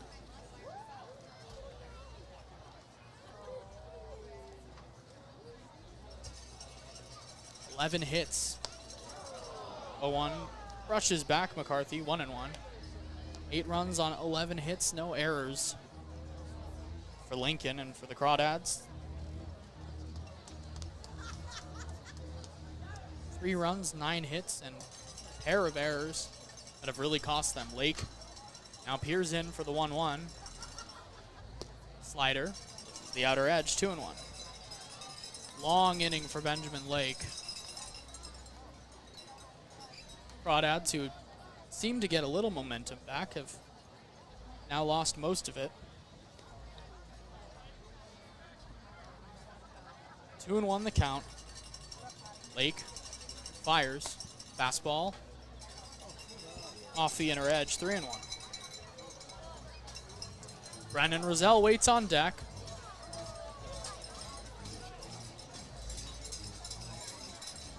Actually, it would be a pinch hitter. It would be Chase Weisenborn. We frequently see it shortstop. 3-1 from Lake. Popped foul back behind the screen, 3-2.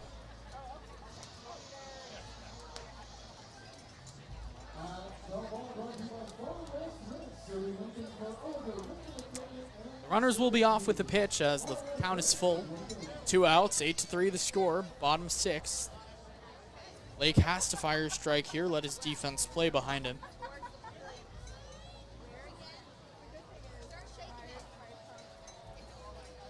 taking a long time to get set. Now he does. The 3-2 on its way. Swung on and missed, strike 3. McCarthy goes down for the third out of the inning, but not after 2 runs come home to score. 8-3 the score, led to the top of the 7th. Alon to say back on play-by-play here on the Crawdads Streaming Network. I believe so.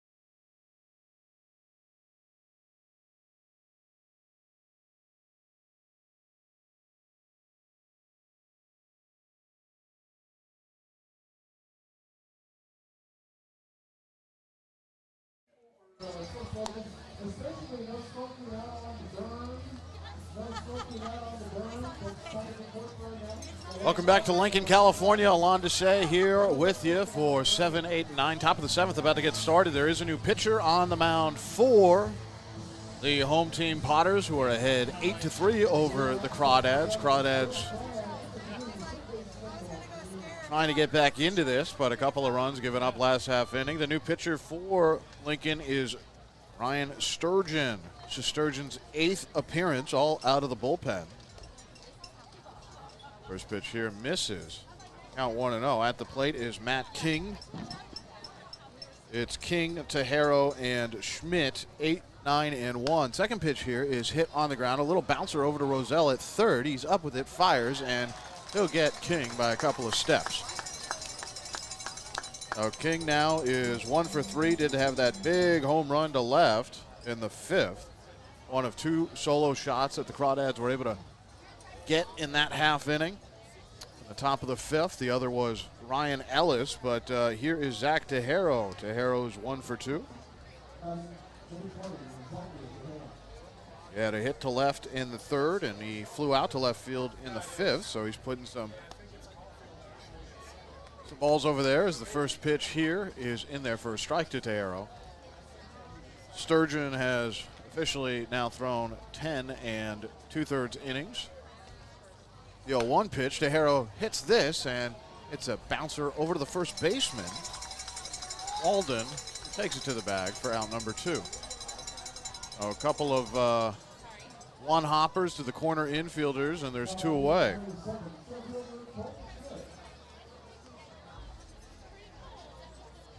Sturgeon has a 3.48 ERA, 12 strikeouts. He's 0-1, but he does have a save.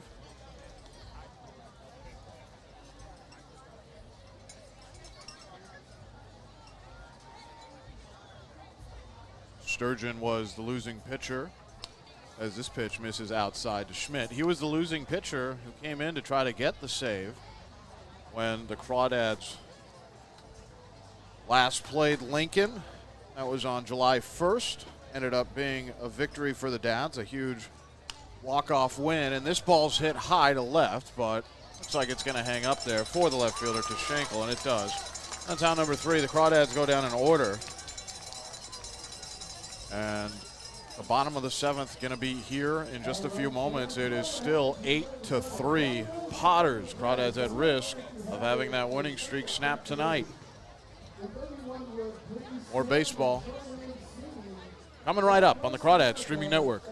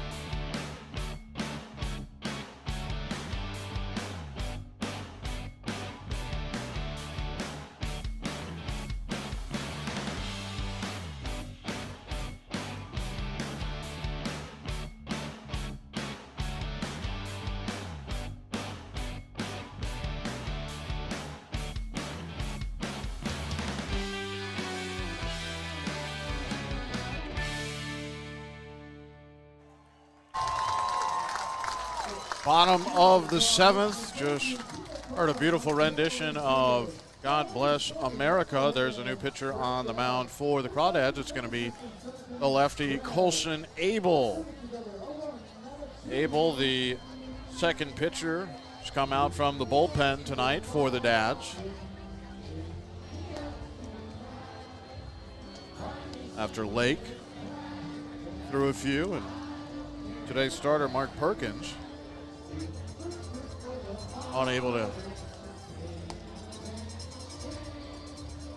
keep the Potters off the board early. They had 3 runs in the first, and then they added another one in the second. He was able to get out of the jam, though. Perkins was, with the bases loaded. And at one point, the bases were loaded with nobody away. Now, this game still in reach. It's a 5-run ball game. It's 8-3 Lincoln, but they're going to need Colson Abel to possibly pitch a scoreless bottom of the 7th here. Abel making his 8th appearance. Does have a start. He played as an opener. He's thrown 12 1/3 innings so far this summer. He's given up 8 hits, 8 runs, 7 of them earned. 16 strikeouts to 10 walks, so that's good for Colson. He's 2-1. And he comes in with a 5.10 ERA. So that's Colson Abel and his stats so far this season. The Crawdads came into this game in second place, just a half game behind Healdsburg. At risk of dropping this one, though, be their first loss in just over a week. They've won 7 straight. A lot of walk-offs as well during those victories. One against the Lincoln Potters. That was Ryan Ellis's 3-run blast that he hit that gave the Crawdads a win. Elsewhere around the CCL, there were a few games played, all of them final. The OC Riptide victorious against the Arroyo Seco Saints in Pasadena at Jackie Robinson Memorial Field. They won 4-2, did the Riptide. The Novato Knicks with a surprising victory, 9-1 against the Sonoma Stompers in Sonoma. And the pitch here from Abel, the first one he throws is a ball. The count 1-0. The Healdsburg Prune Packers won 6-0 against the Santa Rosa Athletics. That was at Recreation Park. A quick game, just 2 hours and 19 minutes. And the Ventura Pirates with a victory, 5-4 over the Santa Barbara Foresters. That pitch in there for a strike, and the count 1-1.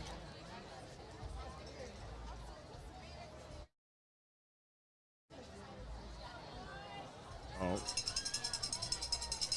The pitch to Roselle. Here it is, and he chops this. Is he going to stay fair? Takes a weird bounce back towards Colson Abel, who picks it up barehanded and makes a nice throw over to first for out number 1. Let him out 1-3. Oh, here comes Nolan Clifford, as Roselle is now 0 for 4. Clifford, the shortstop today, batting 9th. Walked a couple of times. He was thrown out, though. in the fifth. He's also struck out once, so he's officially 0 for 1, but has been on base. He came around to score in the second after walking. And the pitch here, this is fouled off to the left side. And the count 0-1 with one away here in the bottom of the seventh, excuse me.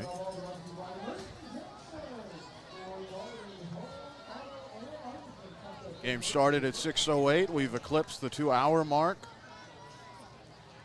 by about 15 minutes, and this 0-1 curveball misses in. And the count 1-1. Crawdads going to have the day off tomorrow. Probably a much needed day off. They do look a little tired today. The 1-1 pitch. Here it is, and this is fouled back into the screen, and the count 1-2. We're able to see Lake pitch. Now it's Abel. Perkins didn't have his usual control on the mound this evening, so rough start, but Crawdads team never says die. Even in a 5-run ball game, as there's a big breaking ball that looked like it dropped in there, but called the ball, called high, and the count 2-2.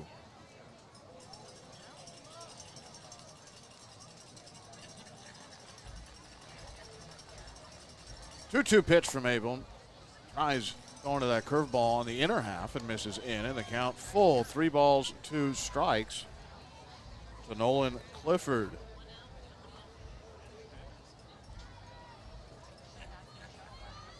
Oh, Abel looking for a strike here. The 3-2 pitch, there it is, and it's fought off and up into the high part of the screen that covers most of the seats behind home plate. Goes all the way down pretty much to both dugouts.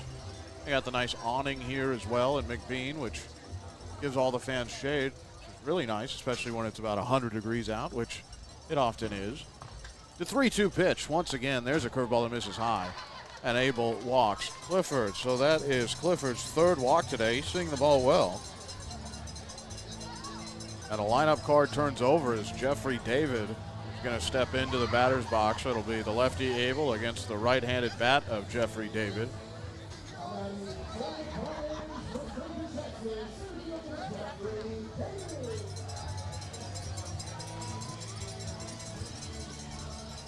David, a couple of hits today.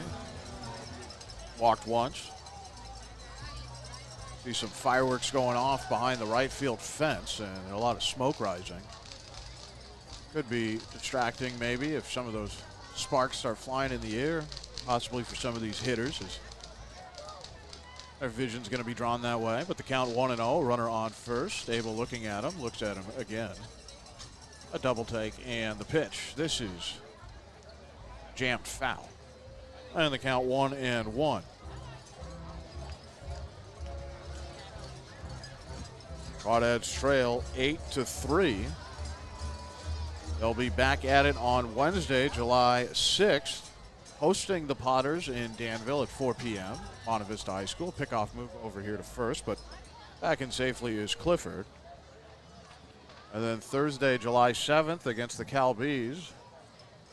That is a non-CCL game. And then a road trip down south. The pitch here, this misses in, and taking second is Clifford with relative ease in the count 2-1.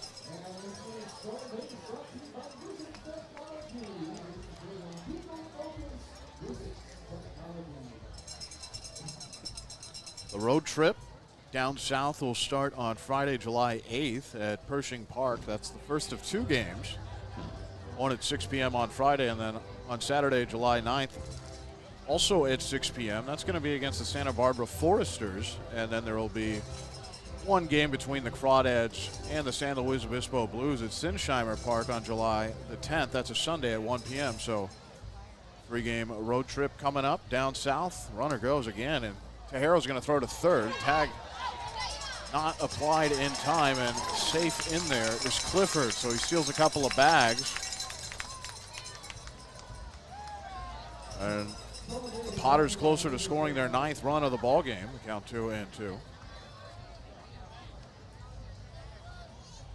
Abel has his sign from Tejero. He's set. And the 2-2 pitch. This is in the ground, but blocked well there by Tejero, and the count runs full. 3 balls and 2 strikes. A walk of Jeffrey would not be the worst thing in the world. It would allow Abel to possibly get a ground ball for a double play. The payoff pitch, here it is, and this is hit into the screen above the backstop, and the count will stay 3-2. Just 1 out here, and Clifford over at third. Infield coming in. They did on that last pitch. Lot of room right up the box. Colson Abel, really the only line of defense there if David is able to hit one back towards the pitcher. And the 3-2. This is hit right back to Abel, who looks back at Clifford at third, and then he tosses over to Duroff at first. A really nice play by Colson Abel. It was the only guy there to make that play, and he did, and there's 2 away.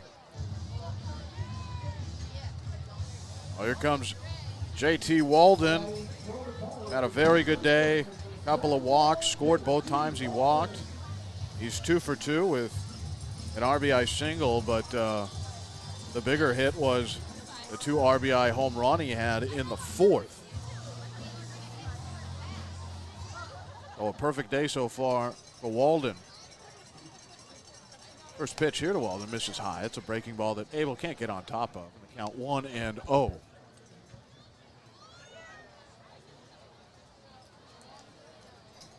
Crawdads gonna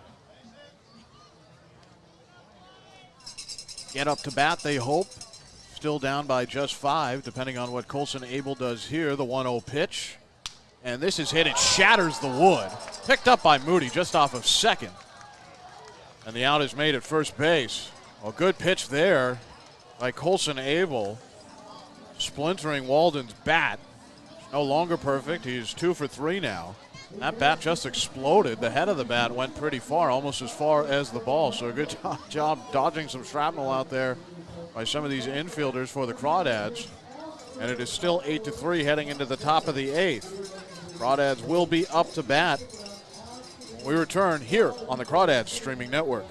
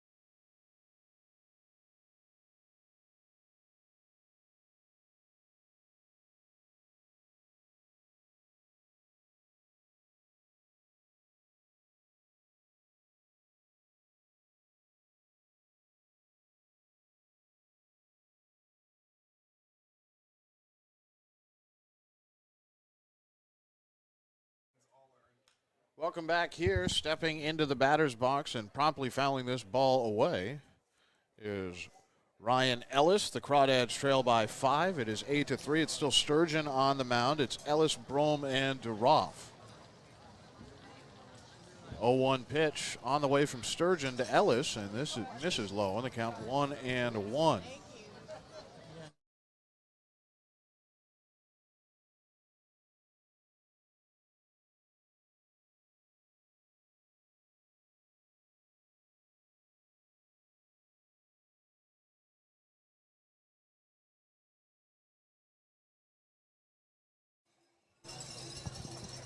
Well, the 1-1 pitch on the way to Ellis.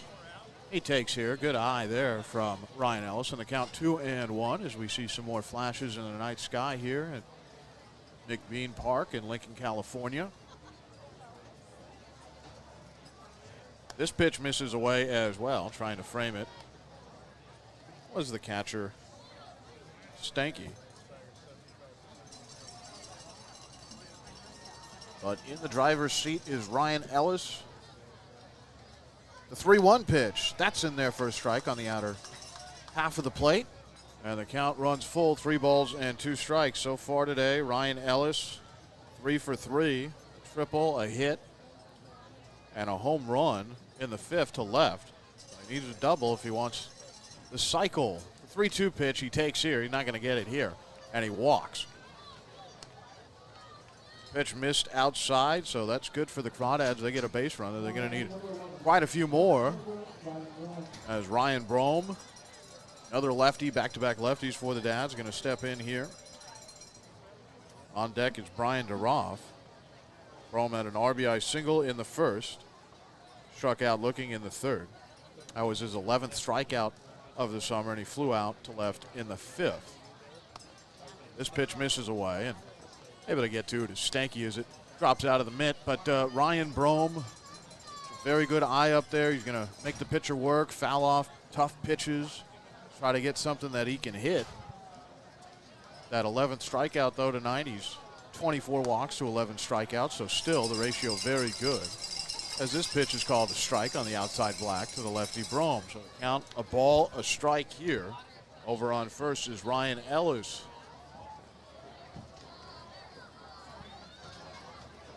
The 1-1 pitch, Brome hits this into shallow center field. Is that going to drop? No, going into a slide and making a great catch is Jeffrey David. Taking one away from Ryan Brome is Jeffrey David. A very, very nice play by the center fielder.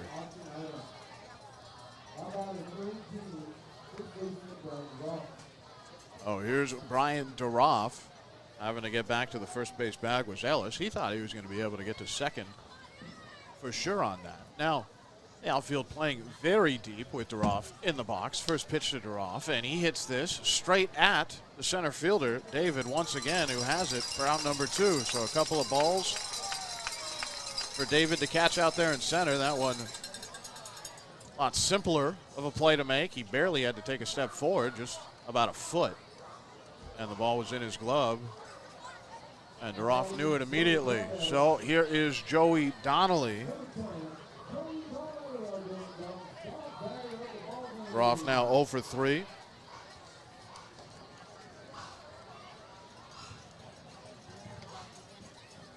And now, looks like there's going to be a meeting on the mound.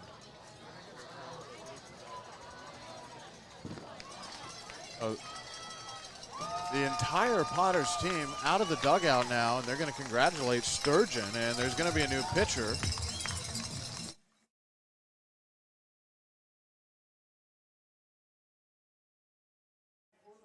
And the new pitcher is going to be Trevin Crowley from CSU Bakersfield. Sturgeon's day is over. Does leave with a runner on, but 2 away.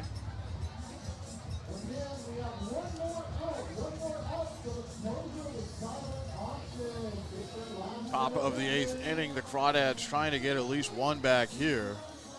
Give themselves a puncher's chance in the 9th. Crowley making his 5th appearance. He's thrown 5 innings this summer for the Potters. 6 strikeouts, 6 walks, even there. Does have a save. No wins, no losses. And a perfect ERA at 000.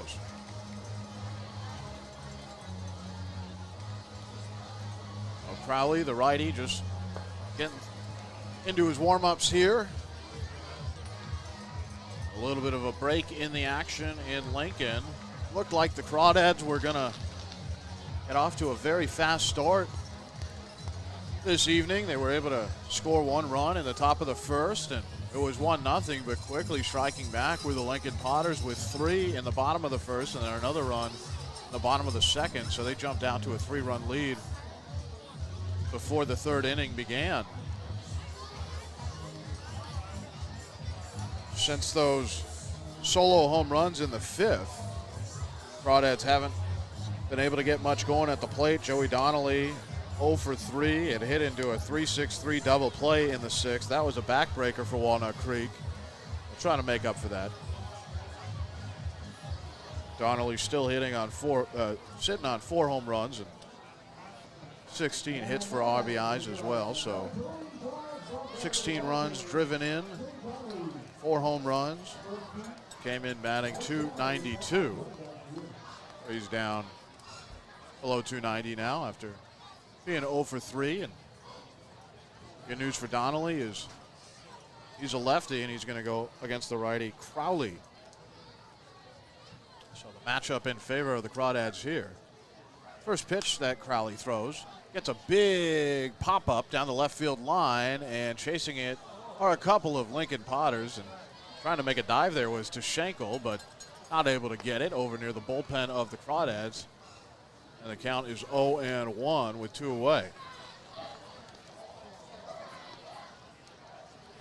Crawdads had just had everything working their way, seemingly snatching victory from the jaws of defeat with regularity over the past 7 games. They're going to need 5 runs to try to tie this thing up here. It's 8-3 Lincoln, so still some time left, but it's getting late here. And the 0-1 pitch to Donnelly. Donnelly takes way outside. The count 1-1. Off of first is Ryan Ellis.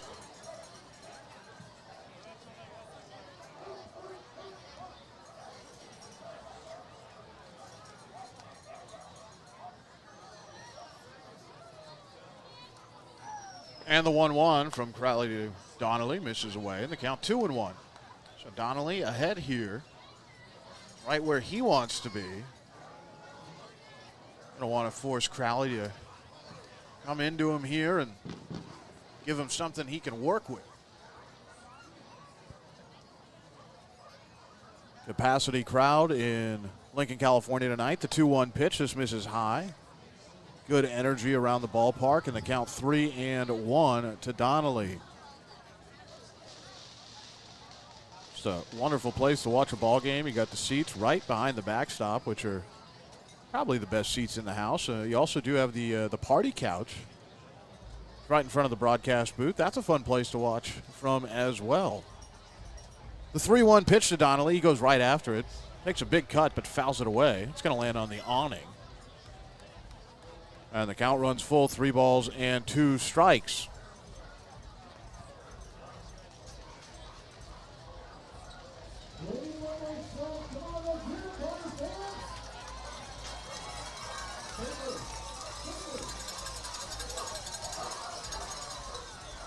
Oh, big pitch here to Donnelly, the payoff pitch, and this misses away. Donnelly able to draw a walk. Good job laying off. A tough pitch on the outer half there. Trying to hit the outside black was Crowley, and he walks Donnelly. Ellis moves up to second. Donnelly now at first, and here comes Kai Moody. Moody 1 for 3 so far in his Crawdads debut. He's able to single in the 6th. Get on with 2 outs. Crawdads weren't able to get him past first. There's 2 away here. Ellis in scoring position at second. This pitch comes in and hits the handle of the bat of Moody, and the count 0-1. Checked on it, didn't swing, but ball does make contact with the lumber there. Oh, Moody's behind in the count. Runners have their leads. Taking a peek back to second is Crowley. And the delivery. And Moody hits this very high into left field. Is that going to stay fair? Moving back is the left fielder. And it does stay fair. Oh, yes, it does. It stays fair, but from the vantage point here, the left fielder Tushenko able to make the catch at the warning track. So Moody thought he gave that ball a good ride out to left, had a chance to get out, but it just hung up right in front of the fence. So it is still 8-3. That would have been a huge boon to the Crawdads' efforts to try to tie this game up. If it would have got out, it would have been 8-6 Potters, but it is still 8-3, and Colson Abel is still going to be on the mound for the bottom of the eighth. So the Crawdads do threaten, get a couple of guys on via the walk, but not able to convert. And it's kind of been the story tonight for the Dads, who are seeing the time run out here on this 7-game win streak. They trail by 5. Once again, Lincoln up 8-3, bottom of the eighth, when we return here on the Crawdads Streaming Network.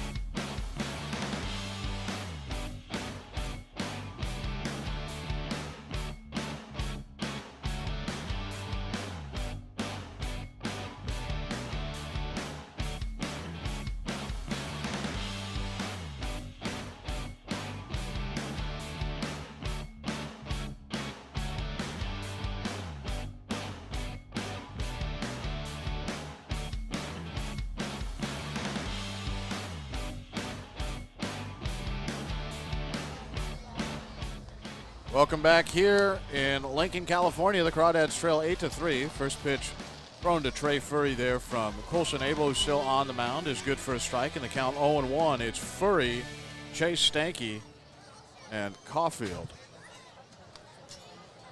This pitch is fouled back into the screen, and the count 0-2.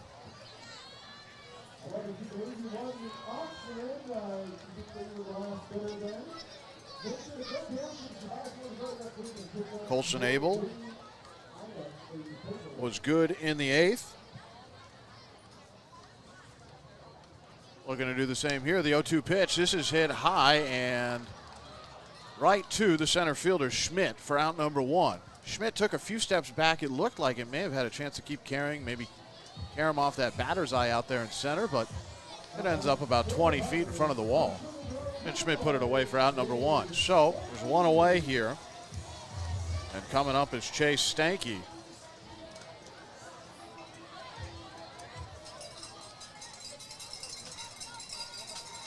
Pitch here to Stanky. That's just a little low. The count 1-0. Quickly on the scoreboard there, you saw a strike up there, but called the ball. So far today, Stanky, 3 RBIs, a couple of doubles. The 1-0 pitch. This misses away, and the count 2-0. Colson Abel falling behind here. See if he goes to that curveball that he likes to drop in sometimes, even when he is behind in the count. He'll flip the breaking ball in there and kind of fool the hitter. They're usually not expecting it.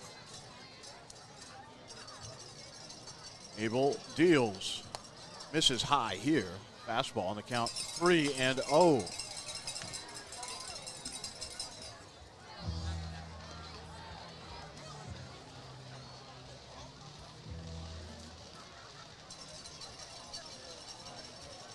The 3-0 pitch from Colson, and he misses the zone once again, so a 4-pitch walk.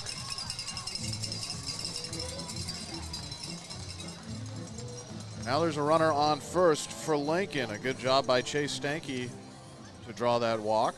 Crawdads have had a bit of trouble with the free pass tonight.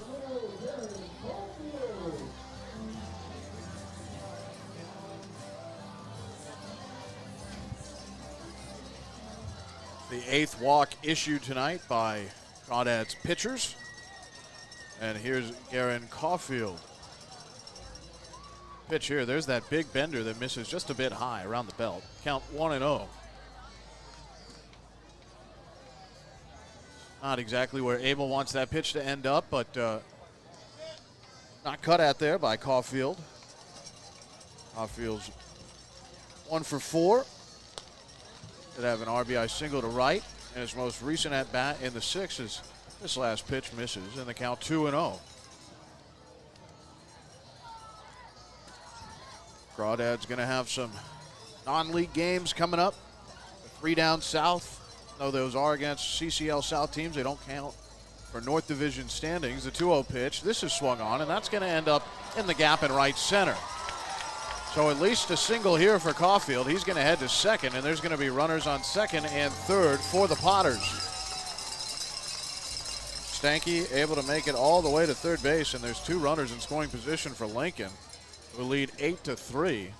They have a chance to get this lead bigger. Their biggest lead of the night has been a 5-run lead. They've had a couple of 5-run leads. At one point it was 6-1. Right now it's 8-3. Colson Abel wants to keep it this way, though it would be pretty incredible if the Crawdads were able to tie things up in the top of the 9th. But it's all going to depend on what happens here with Trevor Schenkel up at the plate.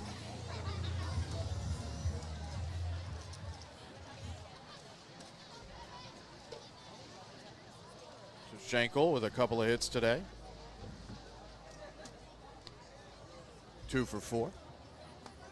And this pitch in there on the outer half for strike number 1. A good job coming back there with a strike by Colson Abel. But the lefty from Texas Tech is going to need to fire a few more. The 0-1 pitch from Abel. There's a curveball, and that's in there for a strike. An interesting sequence here from Abel. Off speed, then a breaker. I will see what he does here. He might decide to go with a high heater. Doesn't do that often. That curveball is just so good. And now with Schenkel on the ropes and an 0-2 count, Colson Abel's looking for the punch out. The pitch. This is a curveball that's hit very high into left center. Coming on it is Schmidt, and he is going to throw back in. And now there's some confusion here by the Potters, as the runners are going to stay at second and third. So Schmidt got the ball back in pretty quickly, and the man at second, Caulfield, started to run towards third, but Stanky didn't make a move towards the plate. So it could have been disastrous there for the Potters, but just another out. They still have a chance to tack on here. Now there's 2 away. Good pitch from Abel. And it's Nolan McCarthy.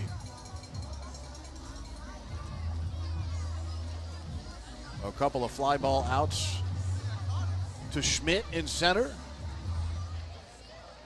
Abel looking to get out of the jam. Pitch to the righty McCarthy. Here it is. And there's a curveball that drops in there for a strike. Curveball's been so good for Abel. It's his best pitch by far. So he's ahead. The 0-1. This is popped up very high, but that's going to drift foul and out of play. The count 0-2.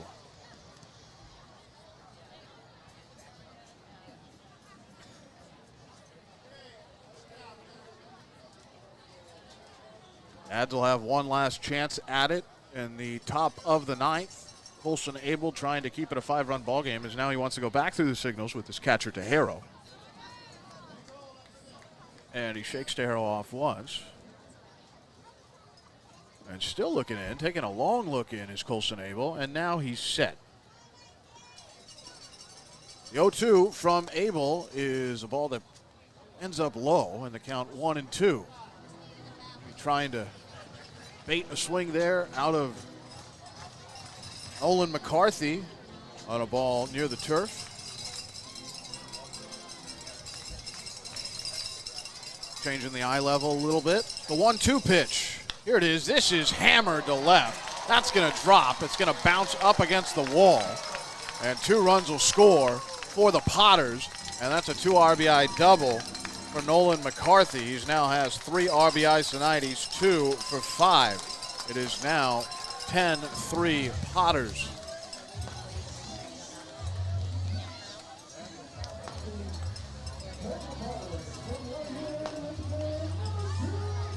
Oh, things not going the Crawdads' way tonight.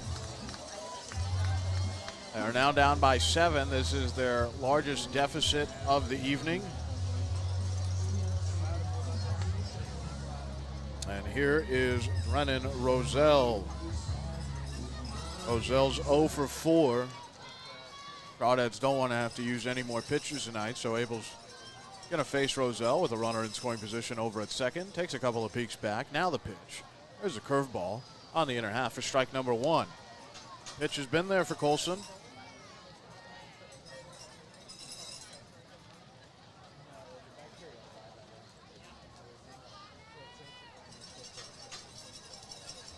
Colson looks back to second. Abel fires. This is hit very hard, very high, and very deep to left.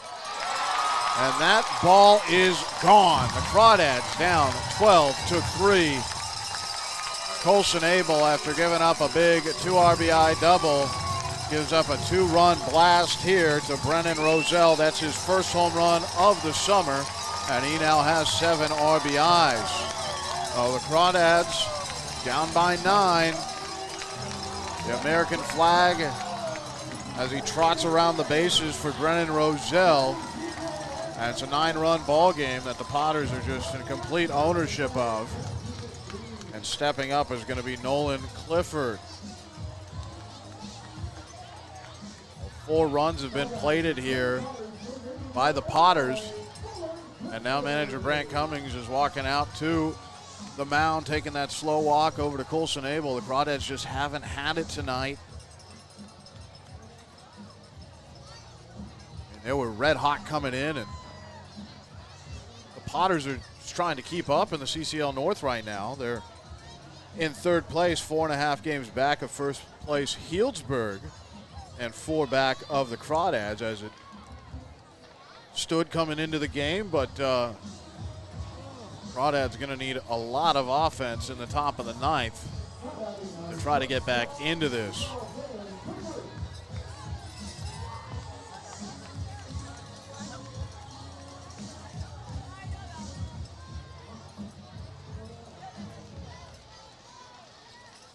Oh, here's Nolan Clifford, who's walked 3 times tonight. Struck out once. He's 0 for 1. First pitch here from Abel misses low, and the count 1-0.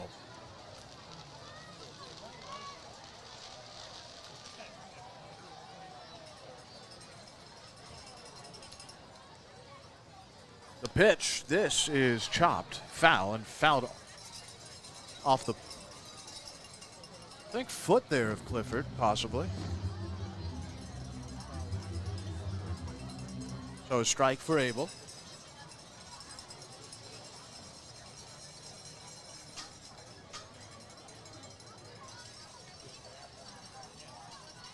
Abel fires. There's a curveball that misses high and in.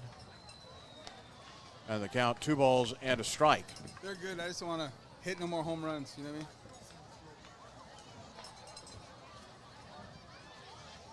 Got some bats coming into the box. Some of these bats are going to be auctioned off.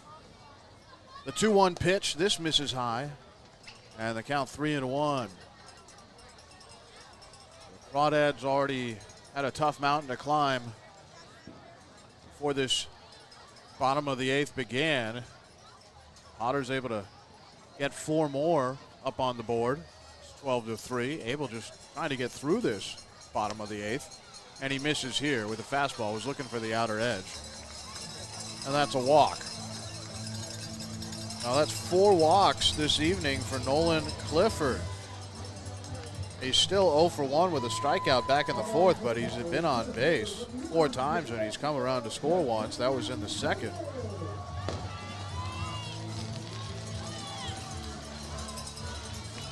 And here's Jeffrey David.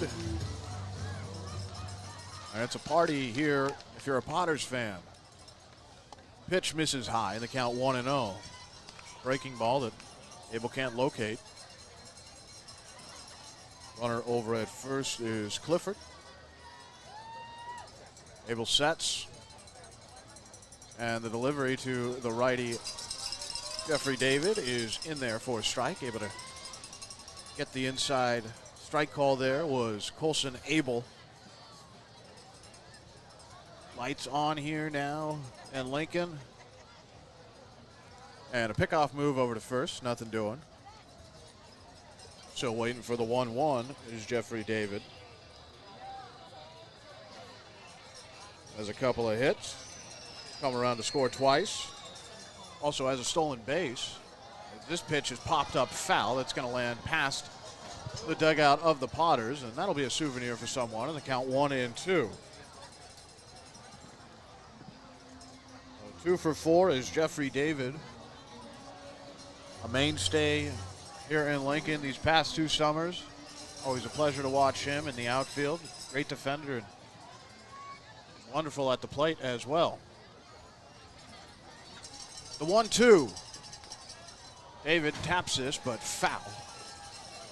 That'll roll into the backstop area. Count 1-2.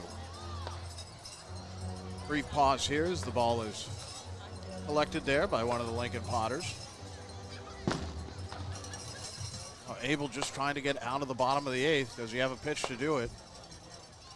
The 1-2 on the way, and that hits the outer half for strike number 3. So Abel does give up 4 runs. A 2 RBI double by Nolan McCarthy, and then he was driven in on the 2-run blast from Brennan Roselle, his first of the summer. And the Crawdads are down by 9. It's 12-3 Potters, top of the 9th. The last chance for the Dads here in Lincoln, California. See if they can make the miraculous happen once again. More baseball on the other side of the break here on the Crawdads Streaming Network.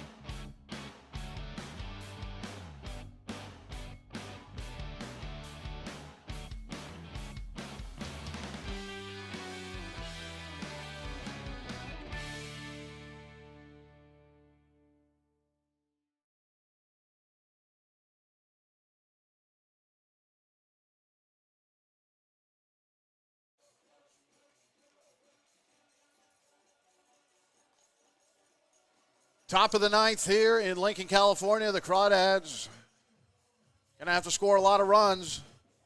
It's 12-3 Potters. There's a new pitcher on the mound. It is Hunter Hayes. He is the 4th reliever used tonight by the Potters. Final line on Crowley. Just got 1 out, but didn't give up a hit. No runs, no earned, 1 walk, no strikeouts. He finished off an inning that Sturgeon started. Sturgeon threw an inning in 2/3. No hits, no runs, 1 walk, no strikeouts. The starter this evening, Caden Ricamini, is in line for the win. He was able to go 5 innings, gave up 7 hits, 3 runs, all earned, No walks, 4 strikeouts. In line for the loss would be Mark Perkins, the starter tonight for the Crawdads. He went 3 2/3 innings, 9 hits, 6 runs, all earned, 4 walks, 3 Ks. Oh, Kavares, Tears, Matt King, and Zach DeHaro for the Crawdads. 7, 8, and 9. They're going to need to bat around here. They want to get back in it. First pitch to Tears, and this misses high. The count 1-0. Tears 1 for 3. Had a single back in the second inning. Quickly here to the plate is Hayes, and that's called a strike, and the count 1-1.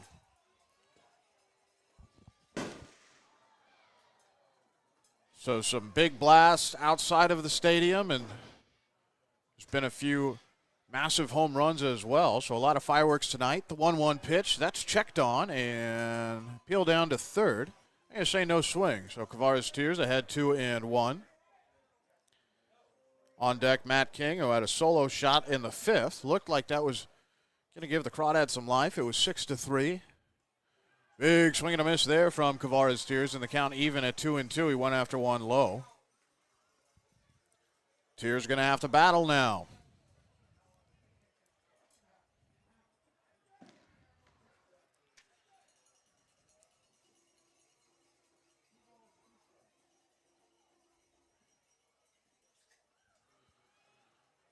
The pitch from Hayes, and Kavares Tears swings through it for strike number 3. There's one away. That is Hayes' 19th strikeout of the summer. Came in to his 7th appearance in the top of the 9th just moments ago. A 3.37 ERA. He's 1-0, and he also has a save. He's thrown 8 innings. Given up 10 hits. This pitch misses, and the count 1-0 to Matt King. King had his 2nd home run of the summer this evening. The 1-0 pitch. This is fouled back into the netting, and the count 1-1. Crawdads off tomorrow. Then a slate of road games coming up. After a non-league game, and this pitch is hit on the ground over to the third baseman, Roselle, who has it and fires the first for out number 2. 2 away now. Crawdads down to their last bullet here. It's going to be Zach DeHaro. And check that. It's going to be a pinch hitter. It's going to be Jack Ben-Shoshan. So Jack Ben-Shoshan stepping into the batter's box. He's newly recovered from that finger injury when he jammed the fingers sliding into second. Oh, Ben-Shoshan's going to get a chance here. Try to put the bat on the ball. First pitch to Jack, he takes, and the count 0-1. That one right down the pipe about knee high. Crawdads down to their last out. The 0-1 pitch to Ben-Shoshan. He goes after it in the dirt. And the count 0-2. Now the Dads down to their last strike. On Wednesday and Thursday, the Crawdads going to have a couple of games at home before getting out on the road. Potters again on Wednesday. Crowd is up here. The 0-2 pitch. Ben-Shoshan stays alive. Fouls this back into the screen, and the count stays 0-2. Then on Thursday, they'll play the Cal Bees. That's a non-CCL game, so depending on what happens here, a chance for some revenge for the Crawdads on Wednesday against Lincoln. And then 3 down south on the road. The 0-2 pitch, and this is on the outside black for strike number 3. Ben-Shoshan doesn't like the call, but the Crawdads lose. Ben-Shoshan strikes out looking. And the final score, 12-3 Potters. So a game that really just got away for the Dads from the get-go. Mark Perkins had a tough start. He gets the loss through 3 2/3 innings, 9 hits, 6 runs given up, all earned, 4 walks, and 3 strikeouts. The winner was the starter, Caden Ricamini. Ricamini was 0-3 coming in, but able to get his first win, and he pitched 5 strong innings, gave up 3 runs, all earned, 7 hits, no walks, 4 strikeouts. Obviously no save situation. There were 4 pitchers employed out of the bullpen by the Potters, whose record improves to 20-11 overall. They are now 8-9 in league play. The Crawdads drop a game here. They are now 16-8 overall and 11-6 in league play. So they lose an important game. They're still going to be in second place, but they'll be a game and a half behind Healdsburg. Crawdads going to have the day off tomorrow. We'll be back with more Crawdads baseball on Wednesday. The final line score, 12 runs, 15 hits, no errors for Lincoln, 3 runs, 9 hits, and 1 error for the Walnut Creek Crawdads. Game started at 6:08. It ended at 9:08, so an even 3 hours there.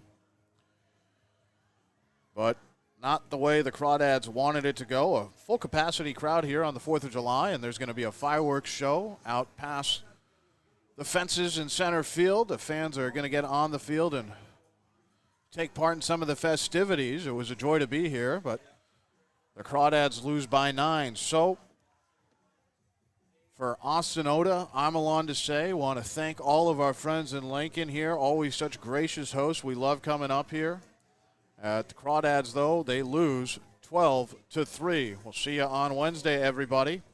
Have a good night and have a very safe and fun 4th of July evening.